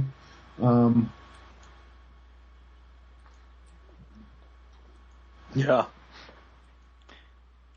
Well, I find that, I don't know, not to keep going back to it, but like that whole thing with him being an AIDS denier or whatever, and questioning that whole narrative, I find that really interesting because, I mean, look at his associates in his career. You got Dave Grohl and all that. I mean, it just seems like really notably against the grain of what you're supposed to believe, we were just talking about. He shut it down. He did shut those ideas down. He doesn't he like went pretty far too to actually like support groups that were denying AIDS, and probably the biggest AIDS denier, I can't think of his name right now, but probably the biggest AIDS denier dude he was like cool with, and he shut it down though. Was it that German doctor dude? I don't know. I remember coming across. You're making me. You're jogging my mind. I think. I remember seeing something the same thing about that. Yeah, he aligned himself with. But I mean it's pretty interesting. Like I think that he would, he would be willing to come out like that. But and. He was married to, or he was dating Kathleen Hanna for a while, and like I said, she's with Ad Rock. Mm-hmm. I don't know where to go from here. I don't know. I'd say, I guess we're opening the door up to Riot Girl, right? Or to where? Riot Girl? Yeah. Yeah. Okay. Well, Riot Girl, third wave feminists, La Tigre video. Pantsuits, now say tongue dress-alikes, but it's got a bunch of bands and labels that kind of encompass the whole scene, and they also align themselves with other alienated punk genres like queercore and things like that. So Riot Girl, queercore, they're tied at the hips with feminism. And all of these, and this is pretty comfortable to say, is like all this stuff comes out of Evergreen State College. Right. It all comes out of it, literally all of it. And it goes pretty big in our current entertainment lexicon and in social justice movements and in promoting revolution and being totally hypocritical and having links to CIA people. The first funny, first off, just quite a few people went there, and I guess I'm going to start with some fame so I have a starting point, but there's a TV show called Portlandia. It's on Netflix now. I think it was on the mainstream things, but it was pretty popular show amongst a younger age group. It's called Portlandia. I'm not sure if you've heard of that, Chris, but there's this the girl, the main actress girl in there. Her name's Carrie Brownstein, and she was one of these Evergreen State College Riot Girl feminists, and she was in a band called Sleater-Kinney. And it kind of starts spidering out, but she made it big, and she's on that show, and I watched some of that show last night, and all of the ironic references and tongue-in-cheek stuff is all related to this intertwined, compartmentalized group of ideas and bands and band names. So they talk about in the show I watched, they talk about Dave Grohl, and they talk about I can't remember, but I mean it was completely them plugging their own scene, like repeatedly, the references, the humor things, what you're gonna see the Foo Fighters, something about this guy, like the episode also had Matt Groening in it, and he went to Evergreen State College, or Graining, and the episode was around one of the skits. Fred Armisen makes shirts that look like Bart Simpson, and they go to court, and they talk about Bart Simpson meeting Fred Armisen and Matt Groening at Evergreen State College. So this show Portlandia drops all of the circle of things that are the intellectuals of the third wave feminism and social justice movement. She's pretty big, in my opinion. Sleater-Kinney made it kind of big, and again, Fred Armisen, he is in Portlandia, and he was also in Anchorman, and he was in a punk band himself called Trenchmouth with Paul Cleary, and he was also in the Blue Man Group, so you know he's real. And he's a punker, and from Long Island. Yeah. So we got some punk mainstream there that touches on Riot Girl. And Saturday Night Live. It was short-lived, but it was definitely Saturday Night Live. I want to read the Wikipedia entry paragraph on Evergreen State College because it's interesting. Yeah. It's Evergreen State College is an accredited liberal arts college and member of the Council of Public Liberal Arts Colleges, located in Olympia, Washington, USA. Founded in 1967, Evergreen was formed to be an experimental and non-traditional college. Full-time students enroll in interdisciplinary academic programs instead of classes. Programs typically offer students the opportunity to study several disciplines in a coordinated manner. Faculty write narrative evaluations of students' work in place of issuing grades. Evergreen offers a Bachelor's of Arts in Liberal Arts and Bachelor of Science, Master's of Environmental Studies, Master's of Public Administration, and Master's in Teaching. In 2012, so that's interesting. I mean, those are, what are you going to do with any of those degrees? And you don't get a GPA. You get your degree or nothing. And I think the current curriculum consists of you taking notes, like a diary of your whole experience there, and then you make some final product with it, and then you graduate with your degree. And I think that's how it operates. I got a lot of fishy stuff with them, so and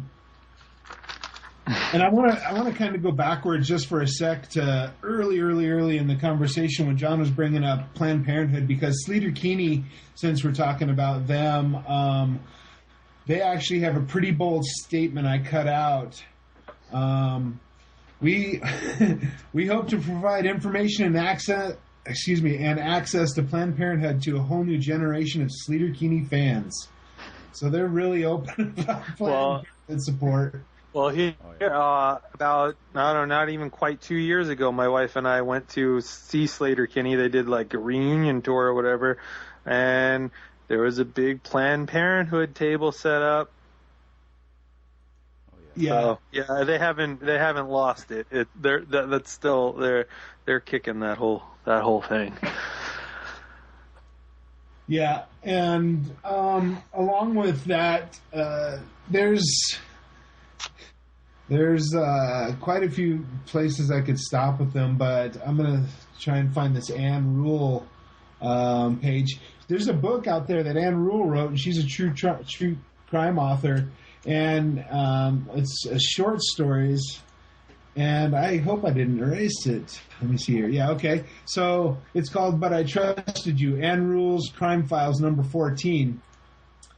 And supposedly this is true crime. So in this, and I'm just going to work my way around some crazy connections.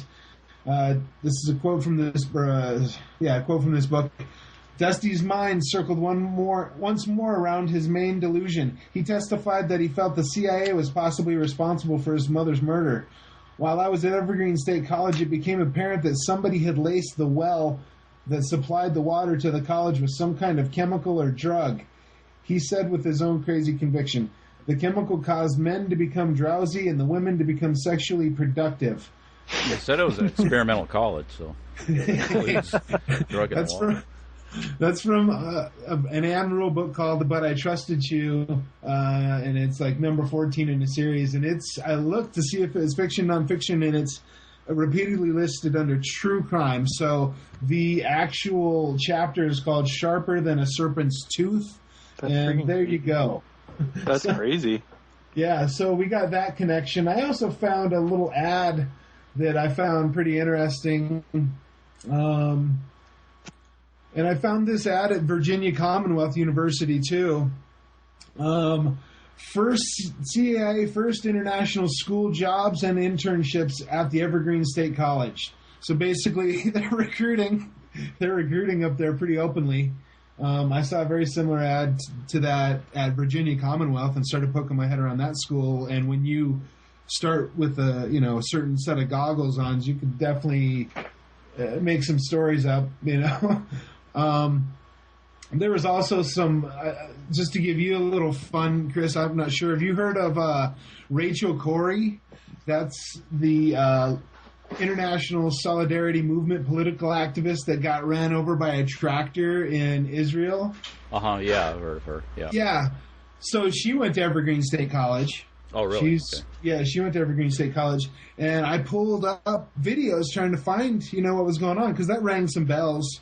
And I'm like, bummer, whatever. And the more you look at it, the more fake it looks. Like, this looks like a completely set up thing. And I make those decisions by, what we were talking to before the show, like seeing a bulldozed body. It's like a pancake, or there's dirt dented to shit and the body's still mangled, when a bulldozer runs over a human. And if you look at the pictures, she's got a bloody nose and she's still round. She's still spherical in spherical spots, and she's got her knees bent up. I mean, and the people like supporting her too look calm can be. Like the people that just witnessed this person get smashed by a bulldozer by a irate Jew soldier. They're calm as calm can be. So that's something maybe you could throw in your. Get your proofreading glasses on there. Maybe throw it in the fake documentary you're putting together. But yeah, she went to Evergreen State College, and let me think here. It seems like a bunch of cartoonists came out of Evergreen State College, and a bunch of feminist bands also came out of Evergreen State College, and quite a handful of famous positions in like women in congressman positions, and there's a court of appeal judge. And I wonder how that looks on the resume, that you went to Evergreen State College and you are sound to make judgment. Like it's unbelievable, that at least that's part of the that's the BA on their resume. Technically is going to be a BA from Evergreen State College, and then wherever they went to law school or whatever, so they make it all the way up to Washington State Court of Appeals, some of these alumni, and that's terrifying if you really think about it, because they also have a habit of having controversial keynote speakers for graduating classes. And so one of them was, let's see here, Mumia Abu-Jamal was the keynote speaker in 1999, and Mumia Abu-Jamal is linked to the completely organic and untainted counterculture group called the Black Panthers, and I'm joking. He's in prison for life, and I think he had his death sentence commuted, but he tape recorded, or a student from Evergreen State College tape recorded a speech from him, and that was the keynote address for the graduating class of 1999. And I'm trying to find it here real quick because the last sentence is very pertinent. All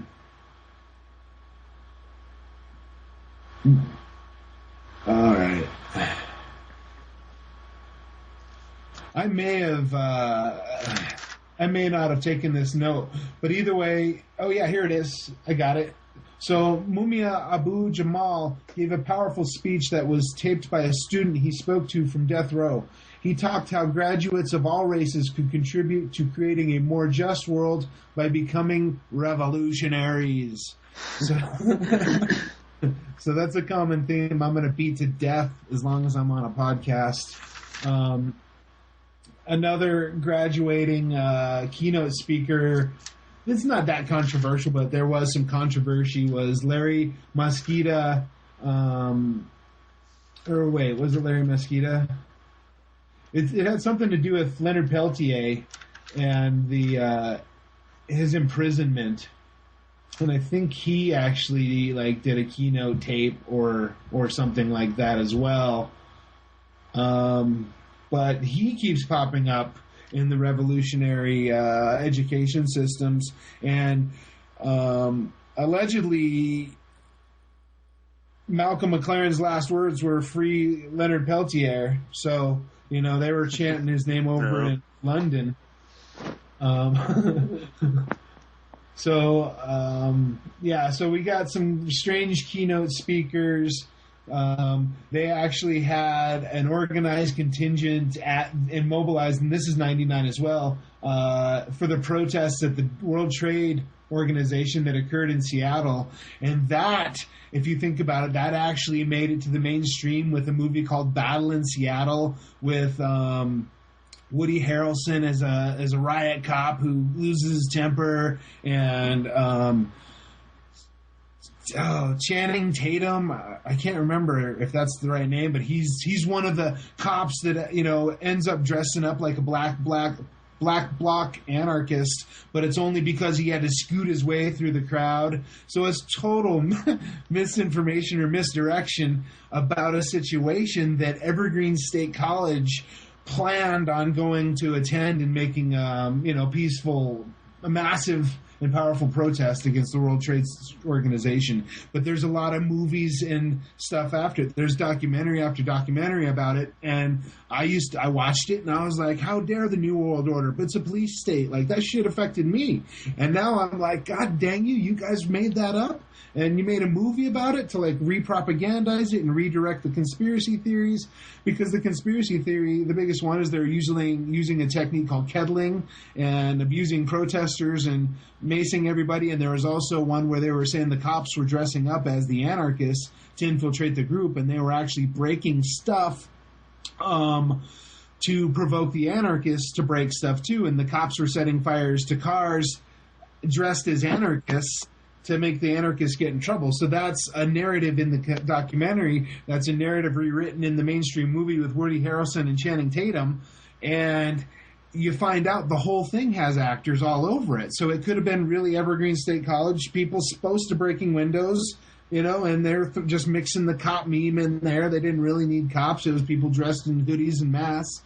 But they make it a point to make a giant spectacle of this and give the mainstream masses a movie with famous people. They're arguably still very famous and active actors, Woody Harrelson and Channing Tatum, the stage for this revolutionary seed planting again. So Evergreen State College, they actively recruit there for the CIA. They have CIA affiliated Black Panthers doing keynote addresses. And a side note on him too is there's some arguments that he's not even, it was staged and he's not in prison. And one of the arguments is when you look at him, more modern pictures are different, but in the early pictures he had these really long dreadlocks. He had his dreadlocks, and they're like, you can't be in prison with dreadlocks. So there's some decent arguments that he was set up and he just was doing photo op prison shots, and they didn't think about him having dreadlocks, but then later on he has shortened ones as an old person. So there's this idea in the lexicon that he's not even in prison, and we know that the CIA had their fingerprints on the Black Panthers, the Yippies, all those 60s and 68 riot-style groups. What else on Evergreen? Do you got anything on Evergreen? Not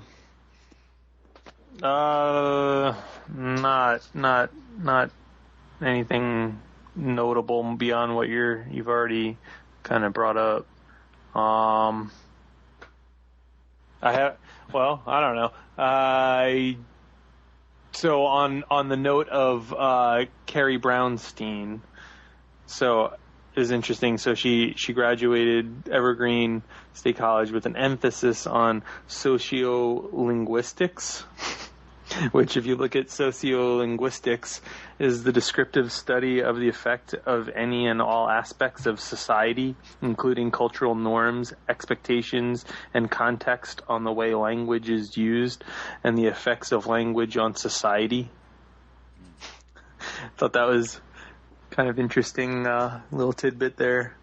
You make up and then own... you look at what she's done now, how her career has unfolded. Well, I'm not trying to steal any thunder, but that came from Evergreen State College, so that could mean like, I'm weaving baskets with pasta made gluten free. It can mean anything. It can State College.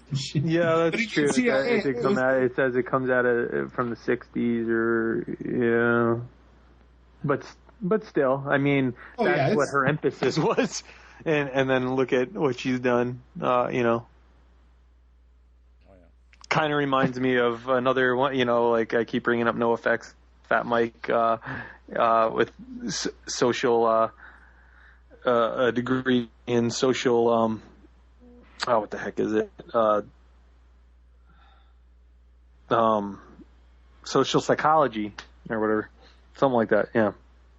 I don't know. You just keep, the repeating of similar themes, similar, career paths, if you want to call it that. Here's one more little tidbit I had off screen, and it was, I clipped it from an Evergreen State College, like where it's a website where you talk about going to school at Evergreen State College, and the question in the forum was like, how do you get in, and how does it appear to the employers when you don't have a GPA with your degree? So the sentence is that this person commented, also figure that you have to get some letters of recommendation, a couple of which you may want from professors. I had a retired SWO and an ex-CIA officer on my faculty. Who do you think is on the faculty at Evergreen? Would any of them be willing to help you out? And it's not like a conspiracy theory shot in the fucking arm. That's like a dialogue happening on a forum for talking about life at Evergreen State College. I decided to clip that in there. Yeah, so you talk about Charles McCann? Bring him up again? I don't think. Maybe. No, I don't think. He's the first president at Evergreen State College. He was a Jesuit and Yale guy. Yeah, I didn't realize. I definitely didn't pick up on that. But that makes sense. Yeah, it's pumping out revolutionary mindsets. It's pumping out our current mainstream media, like all of the talking points. Gay marriage, gay this, gay that, transgender, transformers. Transcontinentals, whatever. It's touching on all that stuff. And again, they're pretty open-faced. They're not afraid to, like professors for CIA, the president, the CIA actively recruits there. They got a bunch of these famous, like I said, like that Palestinian lady getting run over, Breanna Waters. I know she was from Evergreen State College, and she was like in the Earth Liberation Front and participated in the University of Washington firebombing, and it was, I don't remember it all, but I think it was like animal liberation stuff. So all these agitators, and we got some vanguards too. So Macklemore's like, I don't know this, I'm saying this, but I think he is like the first gay rapper in mainstream like music, because I don't know this because I don't listen to radio that often, but there was times when you have to listen to the radio for whatever reason, and the Macklemore dude came on, and he's a rapper dude, and then the only thing that they hounded on was his lyrics about hiding and being a gay, or like a closet gay dude or something like that. And I was like, there's the first that guy came out of Evergreen State College. So it's a vanguard builder as well as DC. Like you said, yeah, the Charles McCann. That was who you said, Chris, right? Yeah. Yeah. I mean, if you're looking at the Wikipedia, like the next couple, you just keep clicking on the links. I mean, everybody that comes up is all like, just it's like, really? Like, I don't know. You know, it's the same kind of connections, just Stanford and naval intelligence or whatever. Like, I don't know. Just so I mean, I guess my point is the whole school. It just seems like it's a pretty obvious hotbed of big players there. You want me to read the notable people from Evergreen? Let's do it. It's fun. Okay. It's notable for having produced a large number of successful graduates in several fields, including animation, comedy, and music. Among notable alumni are renowned mycologist Paul Stamets. Yeah. Cartoonist Matthew Abram Groening, Craig Bartlett, Linda Berry, comedians Josh Blue and Michael Richards from, I guess, Seinfeld, right? Yeah. Musicians Macklemore. 32nd degree Freemason, too, if I'm not mistaken. Yeah, he was on the cover of some Masonic publication. I remember seeing that. Carrie Brownstein, Corin Tucker, Kathleen Hanna, Toby Vale, Conrad Keeley, Tay Zonde, John Wozniak, Martin Courtney, reality television stars John Taylor and Steve Thomas. I don't know who those people are. Writers Benjamin Hoff, Judith Moore, Tom Maddox, and Wendy C. Ortiz. Lynda.com founder Linda Weinman, peace activist and diarist. What the hell is that? Rachael Corrie. Professional soccer players Sean Medved and Joey Gerston, and current United States Representative for Washington's 10th Congressional District, Dennis Heck. Impressive. Right under there, the radio station that catches my eye too, KAOS FM. KAOS FM. Oh, yeah. Community radio. Forgot about that stuff. Yeah, that's pretty huge, actually, because they're with Pacifica. They're with Pacifica. Oh, okay. Okay. I know John has a lot on that, but I know I'll throw out I don't know. Should we even bring up? Well, it's already been brought up, I suppose, Pacifica. But as far as punk rock goes, well, it's tying it to bad. We're trying to weave a tale of evil doings by the handlers. I definitely I want to come. I'd like to come back to that at some point in the future because I hear John go on a little bit on Pacifica, but I'll throw out the Maximum Rock and Roll, which is, of course, the big magazine / zine for the iconic punk rock outlet for all that, which came out of KPFA, right? Pacifica, up in the Bay Area, and so I don't know. I mean, that's a pretty good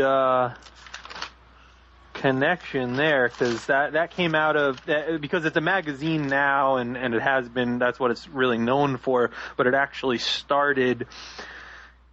It was founded on KPFA, and it was a radio show, and then it actually went to. There was a Alternative Tentacles put out a compilation that the first written Maximum Rock and Roll stuff came out. They had a little insert in this compilation, but yeah, that's where the biggest punk zine started from was Pacifica. Democracy Now! Comes from Pacifica. If I remember right, I think George Norrie's show is Pacifica Sliver. So it's real. KPFK also through, this is like a web I weave to try and demonstrate some ideologies that are long-term ideologies being pumped through the punk icons. So KPFK links to the Axis of Justice, and that's something started by Tom Morello. I don't know if I've said it on here, but his great-granduncle is on the money in Kenya, so he's a pretty big dude. But Axis of Justice has a bunch of these punk musicians, including MC5's Wayne Kramer. They're doing this activist stuff, and it's all under the Axis of Justice thing. And it's it's re-education. It's open that Tom Morello's a commie, and Jomo Kenyatta is commie, and it's whatever. And again, I know that the dialectics are managed, so I'm not just throwing out the Jew commie thing. But they actually have on their website that I examined, they have books they recommend, and they recommend books by Noam Chomsky, Mumia Abu-Jamal, and that's the guy I just talked about who gave the 1999 keynote address on a tape recorder to Evergreen State College guys. They recommend books by Karl Marx, Grant Morrison, George Orwell, Che Guevara. So this little Axis of Justice, founded by Tom Morello, and that has links to people like Wayne Kramer, Ty. They do a lot of these new revolutionary ideas. And one of the things that I came across that I've not talked about is, in addition to jamming atheism up our ass, third wave feminism up our ass, and all those tentacles, they're also jamming this a subtle idea of prisoners being released and abolition of jails and stuff like that. So when I can't remember which MC5 member, I'm trying to search my notes here, but it was one of the MC5 dudes, when they were in jail, their wife made documentary that's famous about the Lexington Federal Medical Center. And I found this other group of people, and it's called, there's a whole movement. So there's Axis of Justice movement, where they teach all these books, and it's ex-punkers using a blog and music to reach a certain audience and pump revolution up their ass. There's another one called Jail Guitar Doors, where people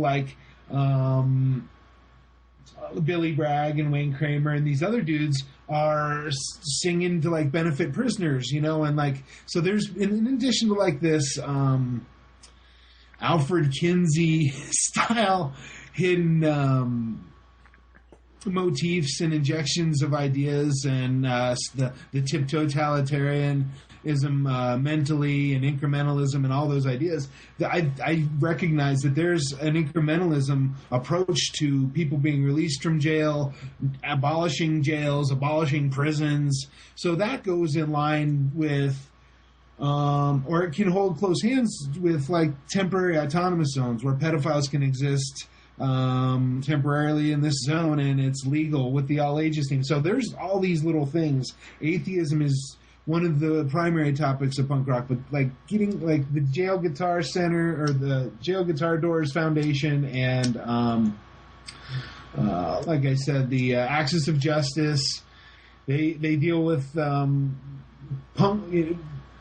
First off, they're linked to suspect sources, first off, on all levels. So they come out of KPFA, and they hit the radios.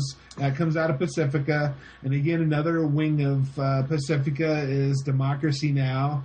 And I'm sure we all get our notes from those guys, because they tell the truth and they don't fight. It's propaganda machines. So that KAOS radio, the Evergreen State radio station, was where Nirvana first got debuted. Yep, they recorded there too. Yeah, they recorded music there. Their music came out of there first to get it mainstream. So yeah, that's an excellent thing to consider, that they knew, or they had the idea of the potential of that, and they were there from beginning to end. So is that a coincidence that the CIA tinged college got their hands on all that Nirvana stuff? How did they know about that Nirvana stuff? Because they were making scenes. They were developing scenes. And again, John brought up Kurt Cobain dating that one chick that I can't think of right now. It escapes. Courtney Love? No, she was a Riot Girl chick. It was before Courtney Love. He dated, I was going to say Kathleen Hanna. He dated her too, right? Or at one point. I don't think it was her. I think it was like one of the people. I think it was another person from one of her bands or something like that. Or I'm trying to figure it out here. Bikini Kill. I think it was somebody in Bikini Kill. Yeah, I'm pretty sure it was somebody in Bikini Kill. Toby Vale. Oh, yeah. Okay, yeah. Yeah. Okay, think about it. The 90s was all about the grunge scene, right? Yeah. Mm-hmm. So that was the dominant musical genre in the 90s, and at the same time was the rise of the so-called third wave feminism at that time, and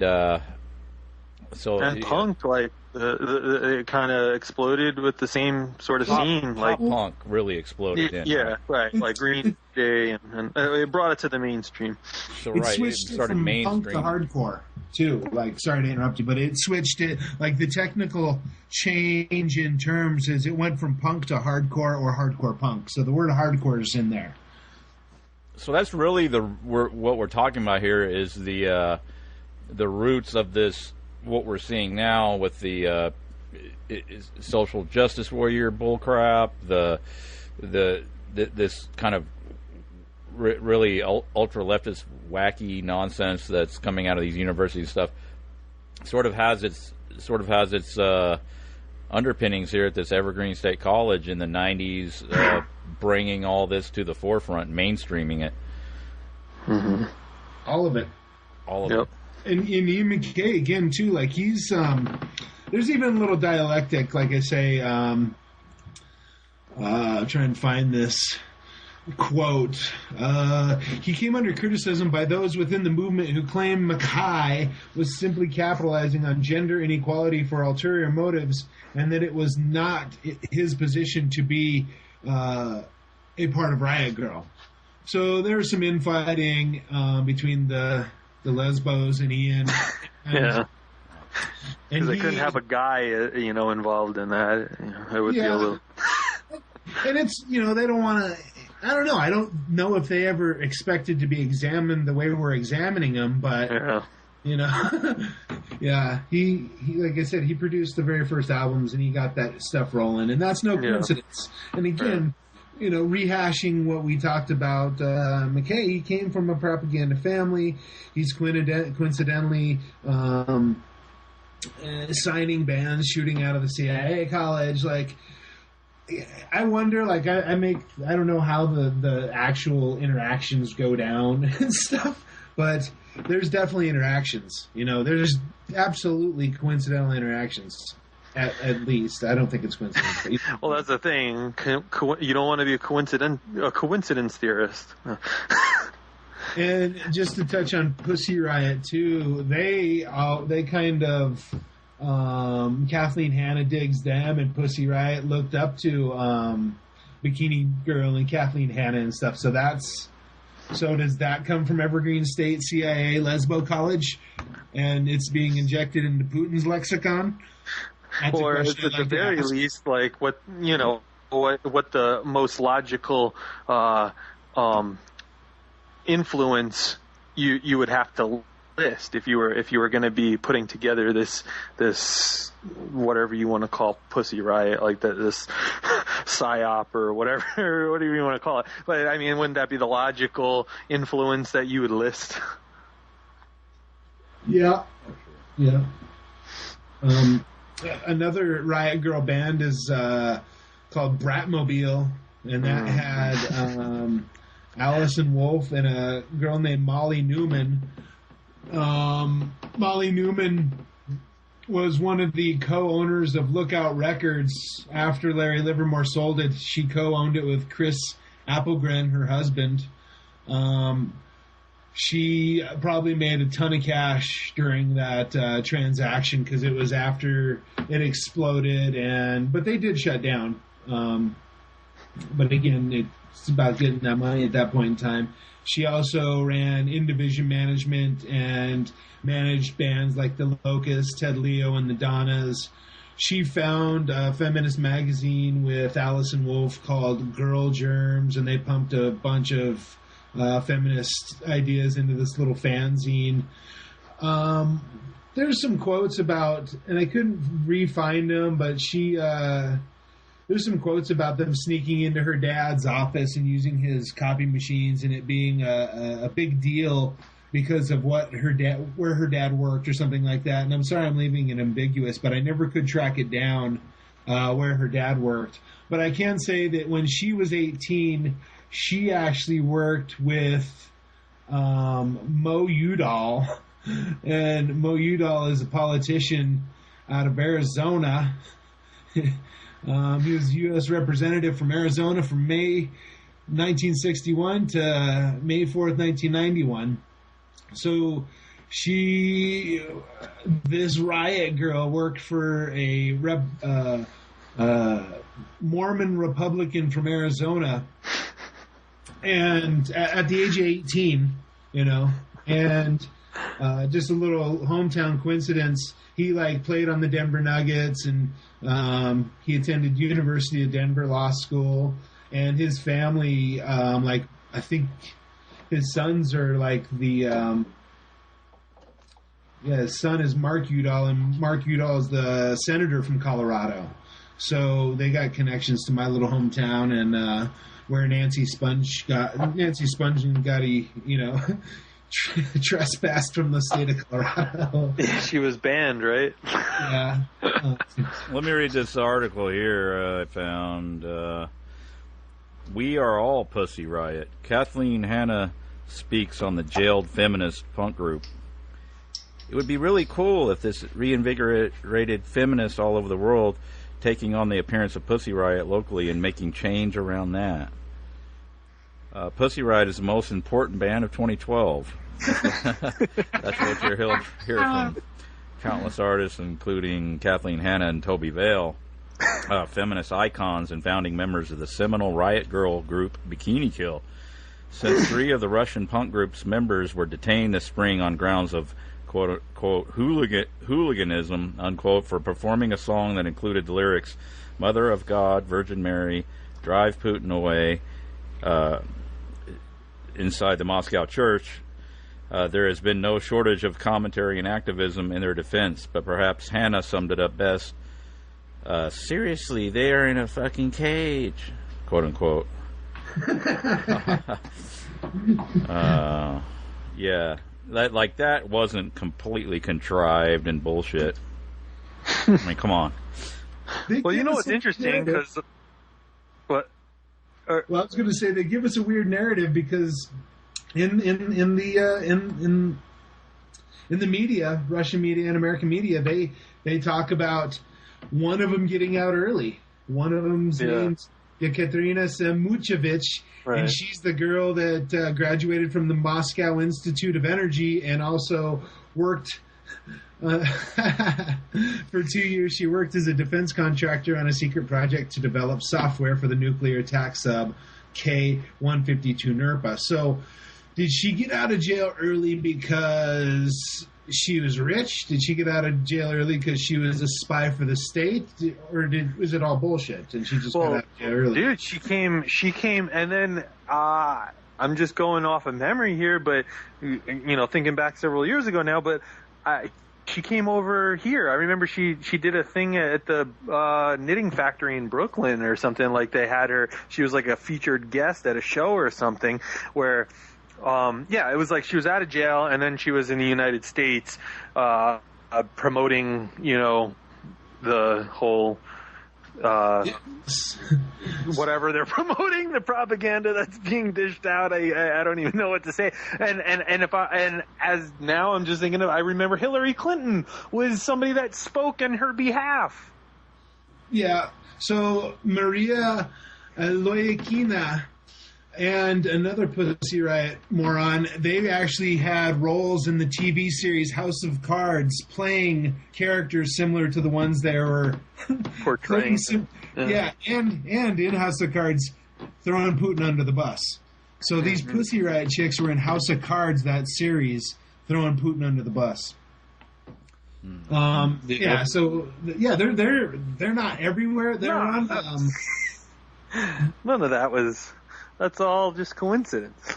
Battling the patriarchy. See, now with Trump being elected, this is going to send this shit off into the stratosphere. I think it's going to. Because that's, you look at the punk movement and stuff, and Ronald Reagan, the arch villain that the left loves to hate, and that's what all these rock bands came out to, like, Reagan's an asshole and all this and that, and that's what they're kind of centered around. And now this is just like jet fuel to the whole leftist, liberal, social justice warrior bullcrap, having Trump as president now. And then, think back, a few years and this Pussy Riot bull crap and all that, and it's, Putin, he's the bad guy, but he's buddies with Trump now, and now he's president, and the Ku Klux Klan endorses him, and just all this stuff. It's so contrived, man. It's just incredible. Yeah. But see, this dialectic, and that's what I talk about. These nations, they're not being independent or rogue, and Putin's not rogue. He's participating in this, and it's all about social engineering. It's all about this propaganda, this manipulation, this stage managed bullcrap that gets played throughout this dialectic and these concepts of these all these nations that have leaderships that are bigoted and against women and against gays and against blah blah blah, and then so you see this whole thing being played out, and how this is and one thing that it does too, it gives these groups, these manufactured groups, that characterizes these far leftist organizations and stuff like that, and especially these kind that are associated with this Evergreen State College and all that. They have to have this arch enemy to work off against, and so when I saw that Trump is elected, it's like, this is now time to like really ratchet this stuff up, to really crank it up, and that's what Trump is there to serve as, this arch villain. This caricature that he's playing. He's a performance artist, and he plays this role as this womanizing billionaire, everything that's bad with the quote-unquote patriarchy, all this other nonsense. And it's just fuel for all of this stuff that we're describing coming out of these universities and all that. And so I believe that's what we're going to see. And then now I subscribe to a few different blogs and stuff like Daily KAOS and all that, just to monitor it and see what kind of bullcrap they're sending out. After Trump got elected, it's like immediately. I mean, it wasn't. There was no time wasted. They started these campaigns for fundraising. We got to stop Trump. We got to oppose Trump. Blah blah blah. So think about that. This is just going to be so much of a boost for all of this stuff. Now, it's just going to be, just accelerated. What's funny about that is, like, what the hell does that even mean?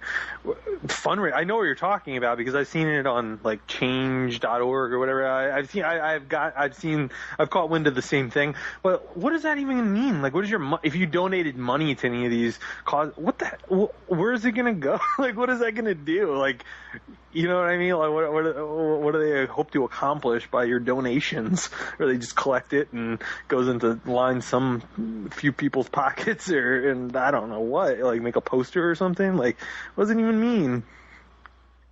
Right, I don't really know. Well, they have these organizations like MoveOn.org and all these these groups that I think one thing they do is what do they put all these Craigslist ads out? Hey, come out and work, for MoveOn.org. What are they going to do? Bake cookies or whatever, pass out flyers. And then, so full well that when they show up and they get their little, 13-hour little pissant job or whatever, that they're saying, hey, by the way, guys, we're going down to protest Trump. You want to come down? So then sure, why not? I'm getting paid.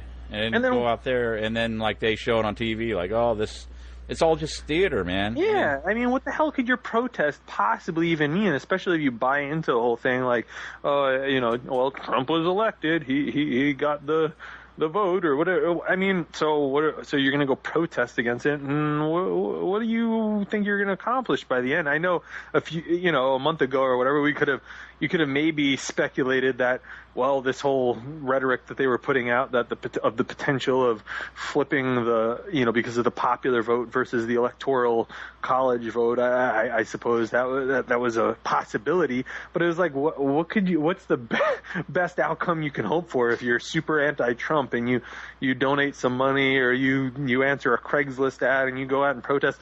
What's going to come out of it other than, I guess, just the chaos and the whatever, I guess, that I haven't personally seen any of, but I hear is going on, the protests and the riots and whatever. I mean, but what are you going to get out of that even, like, it's just pointless. It's just like a psychological thing for that half of the people anyway, the left leaning crowd, I suppose.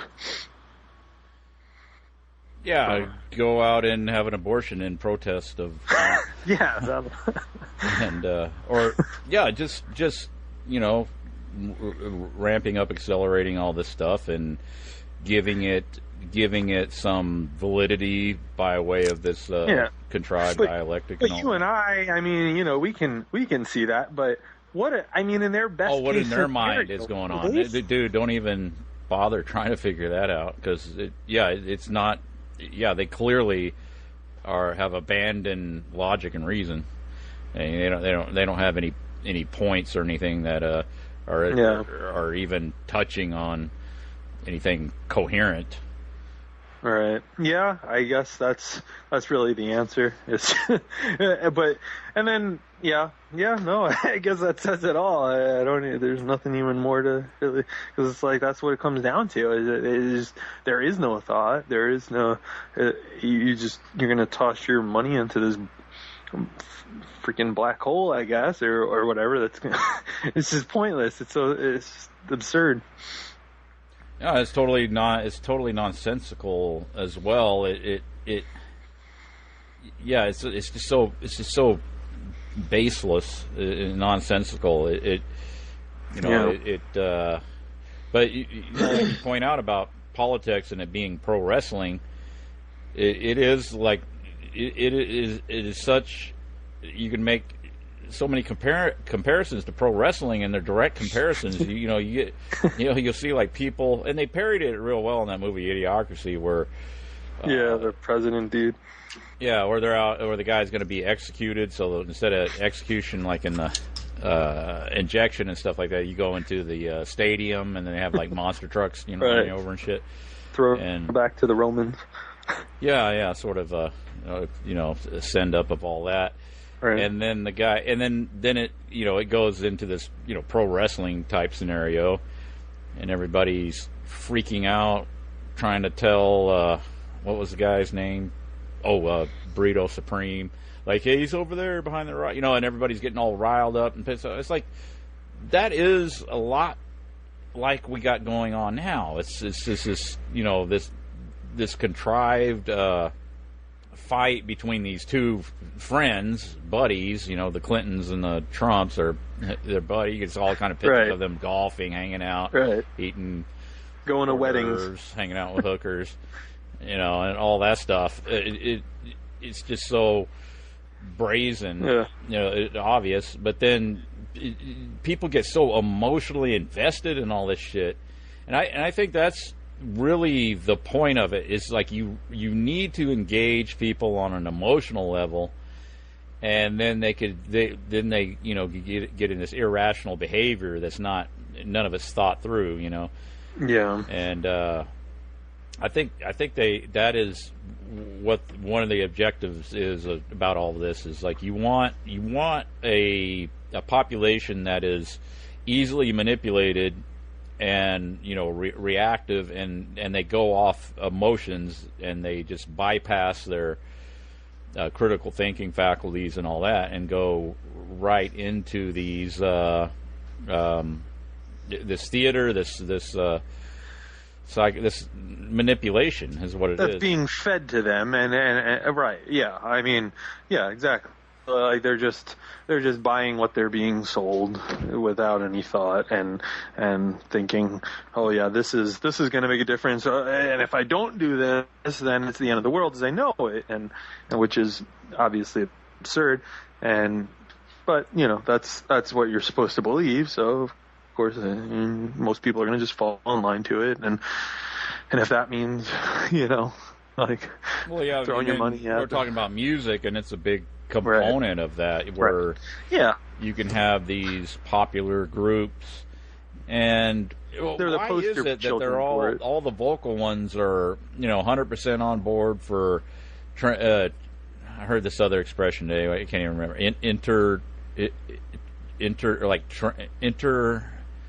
Interdimensional sexualism or something. I don't know what the hell. I can't even remember all this stuff. But something like that. What's that again? Demon sex. Demon sex. Like that's another interdimensional category. Yeah, interdimensional or hybrid. I don't know.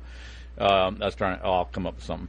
But yeah, all that stuff, and then it has to be incorporated into the culture by way of some irrational process, because it's not going to stand up to any kind of logical scrutiny or anything. Yeah, no, it's not. And but that's why you need, in politics, you need these arch villains. You need the Hillary Clinton, the evil. Like she practically comes to the debate on a broom. I mean, literally on a broom, practically.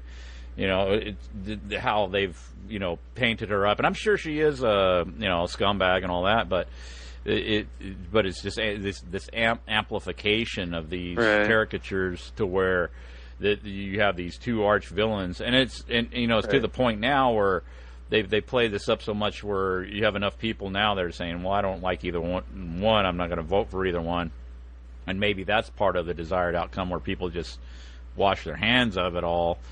And then when they introduce something else down the road, it's going to be, oh, well, I guess there's no other option but to accept it, because we certainly don't have anything with this whole nonsensical election process and all that. But which is, I would argue, sort of a good thing. I mean, if more people became aware of that, you pointed I think so. out. How it would be great if it got to the point where they had to offer free donuts or something. Like, I think that's pretty funny how you say that. Like, to give people a reason to come out or whatever. I mean, if it got to that point where it was everybody was so aware of how absurd the whole thing is, iTunes gifts cards or some shit. Like, come out and vote, and then you get your like, what do they have? You go to trade show or something, they give you like a little loot bag with like shit in it. A goodie bag, yeah. You get the Republican, or like the pin you press and it laughs, like it's got Hillary Clinton laughing and shit. You get a Hillary for prison T-shirt or something. Yeah, if you vote for the opposite, you get that would of course be sponsored by the InfoWars network, right? Like that would. Well, yeah, that's how you would get it. Like they would each, like InfoWars and different groups, or even like Daily Cost would have their own little grab bag of goodies and stuff that you can get, and they all like sponsor it. It's like sponsorships. They bring in all the corporate shit into it. That's maybe coming. You joke around about this shit, and you're just throwing stuff off the top of your head, but like, see it come to life. Like you can't parody anything anymore, hardly. Yeah. It's just, I wouldn't be surprised, but no. Or something to that effect, maybe. I don't know. Yeah. I think there already is, probably. You go to these rallies and all this stuff, and it's all about handing out little promotional shits and fundraising, so they give you free pins and right, and stuff stickers. like that. Yeah. Yeah, read up about how evil Trump is on Daily KAOS, and they give you coasters or some bullshit. But it is the perfect fertile ground for a repeat. I know we talked right after the election on the Monday night call, like we were talking about this is going to be a repeat of the 80s or whatever. That's what it seems like so many things are going to. And then that would be the perfect, fertile ground for punk rock styled, revolt or whatever, like anti-government songs and all that stuff. It'll just be another great way for them to pump out more of the same. Right, for the new generation, the millennial generation. So all those old psychological operations or whatever ideals get recycled, right? Periodically, and then it's just this continual cycling of the stuff. So that through each cycle, it's kind of like like the ocean waves, where one goes out, the other comes in, and then they, as the tide comes in, it keeps getting bigger and bigger and feeding on itself. That's what it kind of seems like is going on, where you have this cyclical process, and now we're going through this another sort of regurgitation of all this stuff that was going on in the 80s, where punk got started.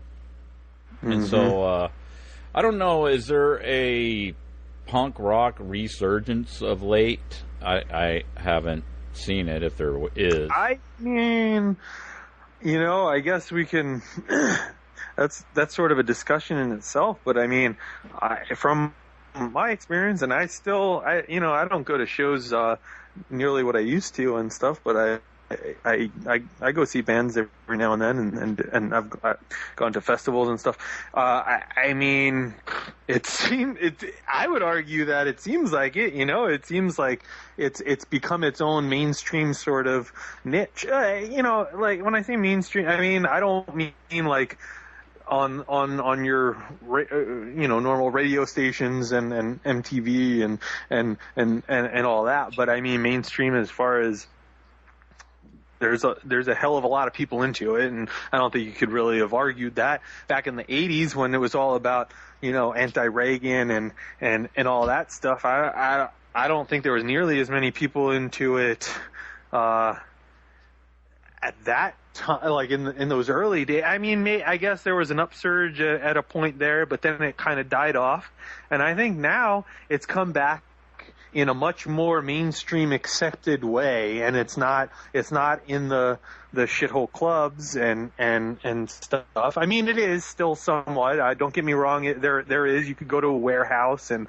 still see bands and stuff like that. Mm-hmm. But you could also go to Las Vegas and see punk rock bowling right there, right on the freaking strip, like. Thousands and thousands of people are there to go see all these bands, or Warped Tour, which is a more popular version, I guess. And there's a lot of examples of it, and I think it's sort of come into the mainstream in sort of like a different acceptance than most mainstream things are. But it's like it's still there. I don't know if that makes sense. I'm just sort of formulating that as I speak, but I mean, just from my own observations of it and kind of being in the mix of it all, like I see it, like I think it has come into the culture. Well, like that quote I read too before, that from Positive Force, from the Mark Anderson from Positive Force and the Guardian article that I read earlier. I mean, I think that was like 2014 or 15 or something like that. But yeah, it's in the mainstream. It is, it's just become like an accepted, just little niche of the normal society, right?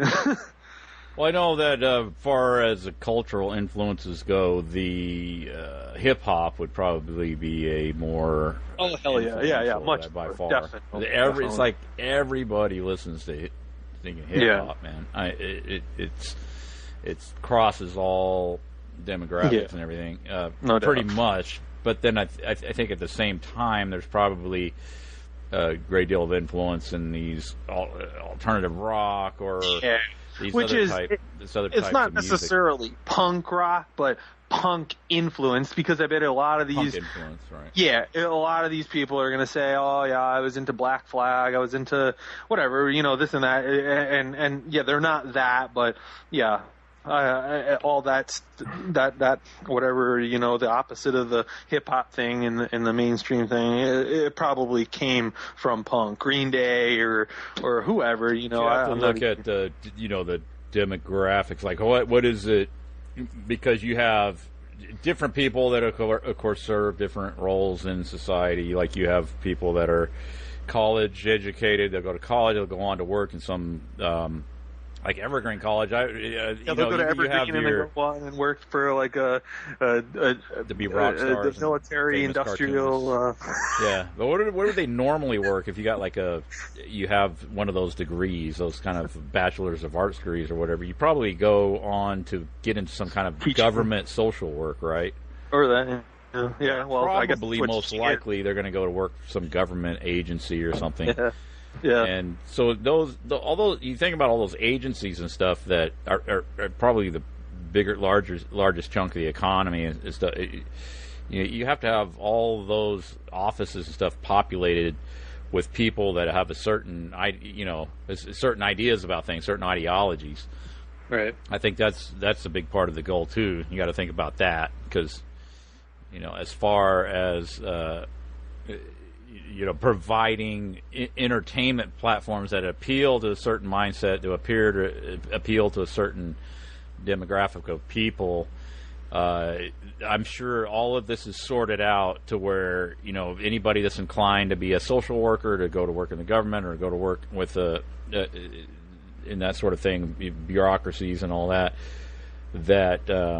I'm sure that all of that has been carefully sorted out so that what genres, the styles of music stuff will be the most influential to certain groups of individuals, and then as far as the larger masses go, and then the hip hop genres and all of that of course you have I think the overall message from what I gather, because I don't listen to any popular music at all, is that, for what I gather, is more centered around like hedonism, materialism, and a very simplistic, hedonistic, materialistic message that's being fed to the masses as a whole. Oh, yeah. And then there's like these rock genres that I've picked up on that seem to be the themes seem to be centered around like dysfunctional relationships, that a lot of that, but then also mixed in with the of course the hedonistic, materialistic themes that are just very shallow, vacuous, not really anything at all substantive. Bling and right, yeah, hooking up. And even country music has gone to that, where it's very superficial. Right. It always was to a pretty large extent, but at least the older country music would have stories or something, some kind of a moral, some kind of theme. But now it's more of just kind of this bland kind of what materialist, I got, what you don't, and who I'm with, and all that kind of nonsense. Yeah, right. Got my Ford, some whatever truck he's got this and that, and it's the same. Yeah, it's just another version of R&B or hip hop or what have you. Yeah. Well, there was this on that note. There was there was this, I couldn't tell you his name, but there was some country singer dude that a few years ago had a pretty popular song that it had what do you call it? Auto-tune. Auto-tune was like, I'm not really into country music and stuff, but sometimes I work with people that are playing country music on the radio and whatever. And the song kept coming up. He had auto-tuning going on in it. And what auto tuning is, right? Sure, yeah. Yeah, and I was like, in a country song, I was like, are you serious? Like, it's just... Well, there's auto tuning where they fix your vocals so that you sing but at then the they right have pitch, that auto and then there's tune. an auto tune like the effect. Kanye West auto tune where it sounds like a freaking robot in a country song. Yeah, I think it was I might in a have. country song, man. I was like, are you serious? Like, so I go to stores sometimes that'll be playing country music, and then I think I heard that. Yeah, it was just awful and terrible. Yeah, like. But I agree. I mean, I do like some old like bluegrass stuff and folk stuff. So it's not like I'm just against country, but like I mean the fact that you can now hear a country, and I would only imagine that there's more of them because this is what we were talking a few years ago that I heard this. So I would imagine there's probably more of it. And now I mean it's just a complete blending of these different sort of genres and things that were pretty far. Off on their own things, and now I've seen that across the board with like it's the rock blending into the hip hop, rap, whatever, and blending into the country, like I was just saying, and then you got people like Taylor Swift who bridges the gap, I guess, between those different worlds, as into the country stuff, and it's just like this whole. Just throwing it into the same soup and stirring it around or whatever, Mm-hmm. And it's another thing you guys talk about a lot, like just getting rid of cultures or individual type differences and just bringing it all into the same party, right? Well, I've made this analogy before, which I think is a good one. I don't know, maybe it's too off the wall, but. They talk about nanotech, right? And I know this. Okay, what does that have to do with music? But the thing they would bring up, like the scenario of something where nanotech goes haywire, right? And so it goes. So the fear about it is that you have these nano robots that can rearrange molecules. And then they go haywire, and then everything becomes like this gray goo. Well, I think that's like the analogous to what the culture is now. Like this, you could pick and quantify all this stuff and pick it apart, and then you have it's been sort of scientifically, honed and picked apart so much that it's just all about hooks and formulas. Mm-hmm. That get repurposed and stuff, and then you have like country music turning into just a series of hooks, and then like you're saying they bring in the auto tuning or they bring in whatever little catchy hook that they can bring in incorporated until it's like all very much similar sounding, where you can have pop country songs that are just like R&B, except for they'll throw in some synthetic fiddle or something like that, and it's just It's just horrendous, man. Or maybe the words are designed to be a little more relatable to people in certain parts of the country, as opposed, you know what I mean? Like, I suppose, like, but that's like you're talking. That's the only difference is, it's not much, and as far it's even in the culture, you could still turn on your TV and just flip to a different channel and you see them, It's all it's just all getting intertwined, none of it, it's just all going into the same thing. Yeah, and then somebody says, I love this song that's on the radio now. It's like, what? Oh, that's a different song? I thought that it's the same exact song that was on before that one. I thought it was the same song. Oh no, this song. It's like, oh, okay. It's just, it's this gray goo of. Yeah, I think that's a good analogy, man. Like, I think that's exactly what it is.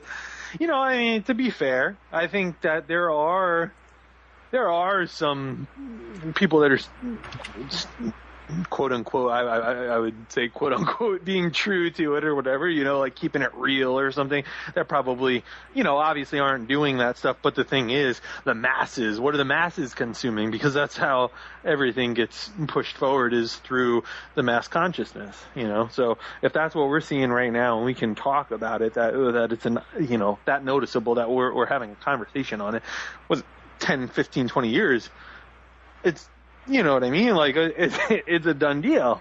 Mm-hmm. Right.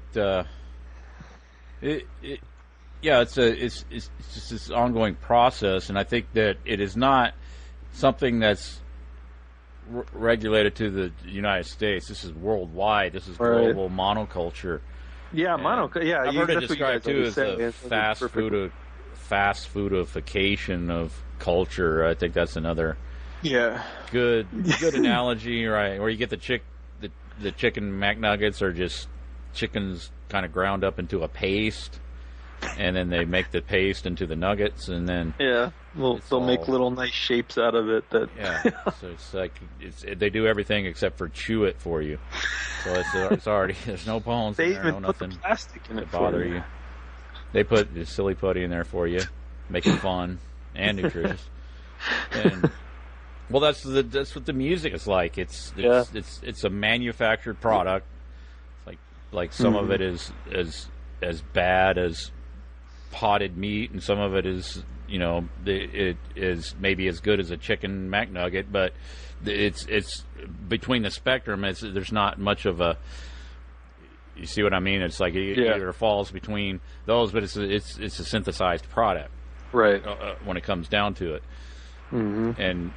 And with the country, a lot of people complain about it. That like I'm a fan of country music, but I always but what I'm talking about country is like the older stuff, and which I like that stuff too. Like I think that has I definitely I like that, has actual meaning and heart in it. Like I have some of that stuff, and I'm not knocking it. It's just, it's all of that. It's all of it, whether it's hip hop or country or rock or whatever. They're just, it's all being pushed into this same freaking pot, and they're just putting the blender in, or whatever. One of my favorite musicians, a modern musician that does country, but he does the old school type country, that does the old style type country music, that was around during the 50s, 60s, early 70s, all that. And his songs are, I played one of his songs at the end of one of the calls, the KGB, about the spy, the one with spy, and he's it's his story, It's like they used to do songs like that. But he was interviewed, and he was talking about how because they brought that up, he's kind of like a parody. He's doing kind of a parody, but he was saying, well, that's country music used to be one thing, but that he said now is all there is left is parody of what country used to be. So there isn't country music around like it was. He says, you're saying it's parody, but it's not.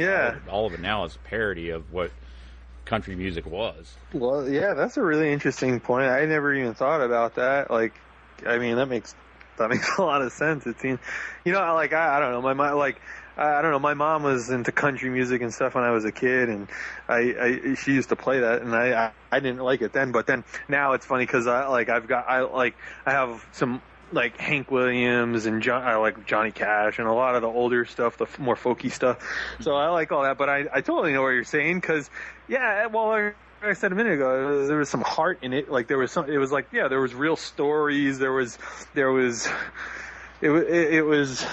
its own, I don't know, its own thing. But now it's just it's sort of parodying that. We'll throw a little steel guitar in or whatever, and it's just to sort of keep that style sort of going. But it's like it's just a pop bullshit version of it. Right. I didn't know that Taylor Swift was country. She was supposed to be country. I was like, wait a minute, how's Doesn't she sort of bridge the worlds there? I mean, I think that's what I'm saying. It's kind of this, you can listen to one of her popular songs, and it's like, well, how is it indistinguishable from any other this bland pop stuff that's put out there by R&B or artists or whatever? Right? They call her like maybe a crossover art or something like that. So it's just crossover. So it's getting to the point where these genres are becoming indistinguishable, and it is just this formulaic, synthetic. They call it music. I don't know what to call it. It's just not. It's propaganda. Well, right, it's propaganda, and it does something, I think, to the masses to have like the music the way it is. Yeah. The way it's served I agree, man. I think what other conclusion could we possibly draw? Like, why would they be doing it otherwise? Is it just to promote? Well, they'll say it's to promote, equality, right? Like I guess that's what sort of the argument would be, like acceptance and that sort of thing. But it's just getting it's the monoculture, like you always say. Like, it's getting rid of the things that are distinguishable about each group, and rather than promoting the idea of just being cool with everybody, and you do your thing, and every whatever, like it's like, well, we'll just blend them all together, and the music's the same, all the food's the same, everybody, all the clothing, everybody's covered in tattoos, everybody's like whatever, I mean, all the stuff that's popular, like that, or that's being promoted as far as what should be accepted. Yeah, it is just breaking all of that down into constituent parts, like the country music scene, the old country music scene, it's still around. There's still musicians that are carrying on that tradition. They do that type of music, and there is a whole vocabulary, with the guitar riffs and all that. Me and John talk about that a lot. You hear something in a song, and where that is from or what it's referencing. It's you'll have a guitar player that'll throw something in that's like a riff, but it's in reference to some earlier guitarist, and there's like this whole language. It's a whole rich culture that's in country music, and there's all this stuff that you could pick up on as you're getting into it. But then the synthetic pop stuff, it's just co-opting just these elements for the sake of making sales, obviously one thing, and creating these factory produced hits and all that, and it's really just entertaining the brainwashed slaves that enjoy it. Yeah, and it does, because it's formulated to, I mean, there's stuff that I've heard that's pop, and it's like, as much as I hate it, I'm like singing it in my head. I was like, what the hell? I can't get this song out of my head. I'm like, I want to sing it out loud. You don't even like it, and I don't but even it's like there. it. I know, It's like, and then I'm like humming it, and I'm like, is that freaking Miley Cyrus I'm singing? This is something wrong with what's wrong with me. But it's just it's the hook in the song that it's designed. It's custom tailored, custom tailored or scientifically crafted to do that, stick in your head, and then it's delivering a payload too, the message, the propaganda, and it may it may sound like I'm being all conspiratorial and paranoid and all that, but no, you could just read the lyrics and say, okay, what is this communicating? If nothing else, it's just vapid materialism and hedonism, and this is a get out there and demographic is like young girls. I mean, come on, you don't think there's anything wrong with this? You're sick. People are sick, man. They just like they accept this stuff without question, and then when you knock it, it's they take it as a personal affront. It's really. Well, you're not wanting to be forward thinking. You're not wanting to be accepting and just like get everybody into the same party or whatever. You're a Klingon, right? I mean, that's ultimately what you labeled as. Having 12-year-olds being sexualized is a good thing. So I'm a weirdo. Which is... On that note, I can't wait to get into the L.A. punk scene. Oh, the L.A. punk scene, yeah. So they're going to bring in all the... On the note of having sex with 12-year-olds. Nino, you know what I'm talking about there, Nino. If he's still there. I don't know. Oh, is Nino still with us, or is he... Maybe he's not. I don't know. Unceremoniously dropped off? I don't know. Maybe it's just the two of us. I don't know. But, yeah, I've been diving into that whole... What did he say he was doing? He was making some structures out of gluten-free spaghetti or something like that? Maybe that's what he's doing. What he was talking about earlier? Yeah, he said... Yeah. I don't remember exactly how he put that. He's making a scale replica of Evergreen State College out of gluten-free spaghetti. Yeah. He turns the phrase pretty good there, but yeah, I don't remember how he put it. Yeah, it's funny. Oh, yeah, it was good. Well, so what do we got on the clock? 3 hours and 4 minutes and 28 seconds. Yeah. All right. So we're going to have future installments. I guess we should save some for later, right? This is work and Ollie House. We'll go to a place where we can hang out. Drink beer, smoke pot, sit around, watch TV rock. We don't care either way. We want a place where we can go play. Somewhere no one's around to say, why do you say you're fucked day? No work, no school, no responsibility. Fucking around, we're accidentally. Fuck what he thinks, we'll see her red. Stick all the money, go and think again. We don't care either way. We want a place where we can go play. Somewhere no one's around to say, why do you say you're fucking day? We can choose consistency. Get it which brings you to your knees. So just get out of it. I'll put you back in your place.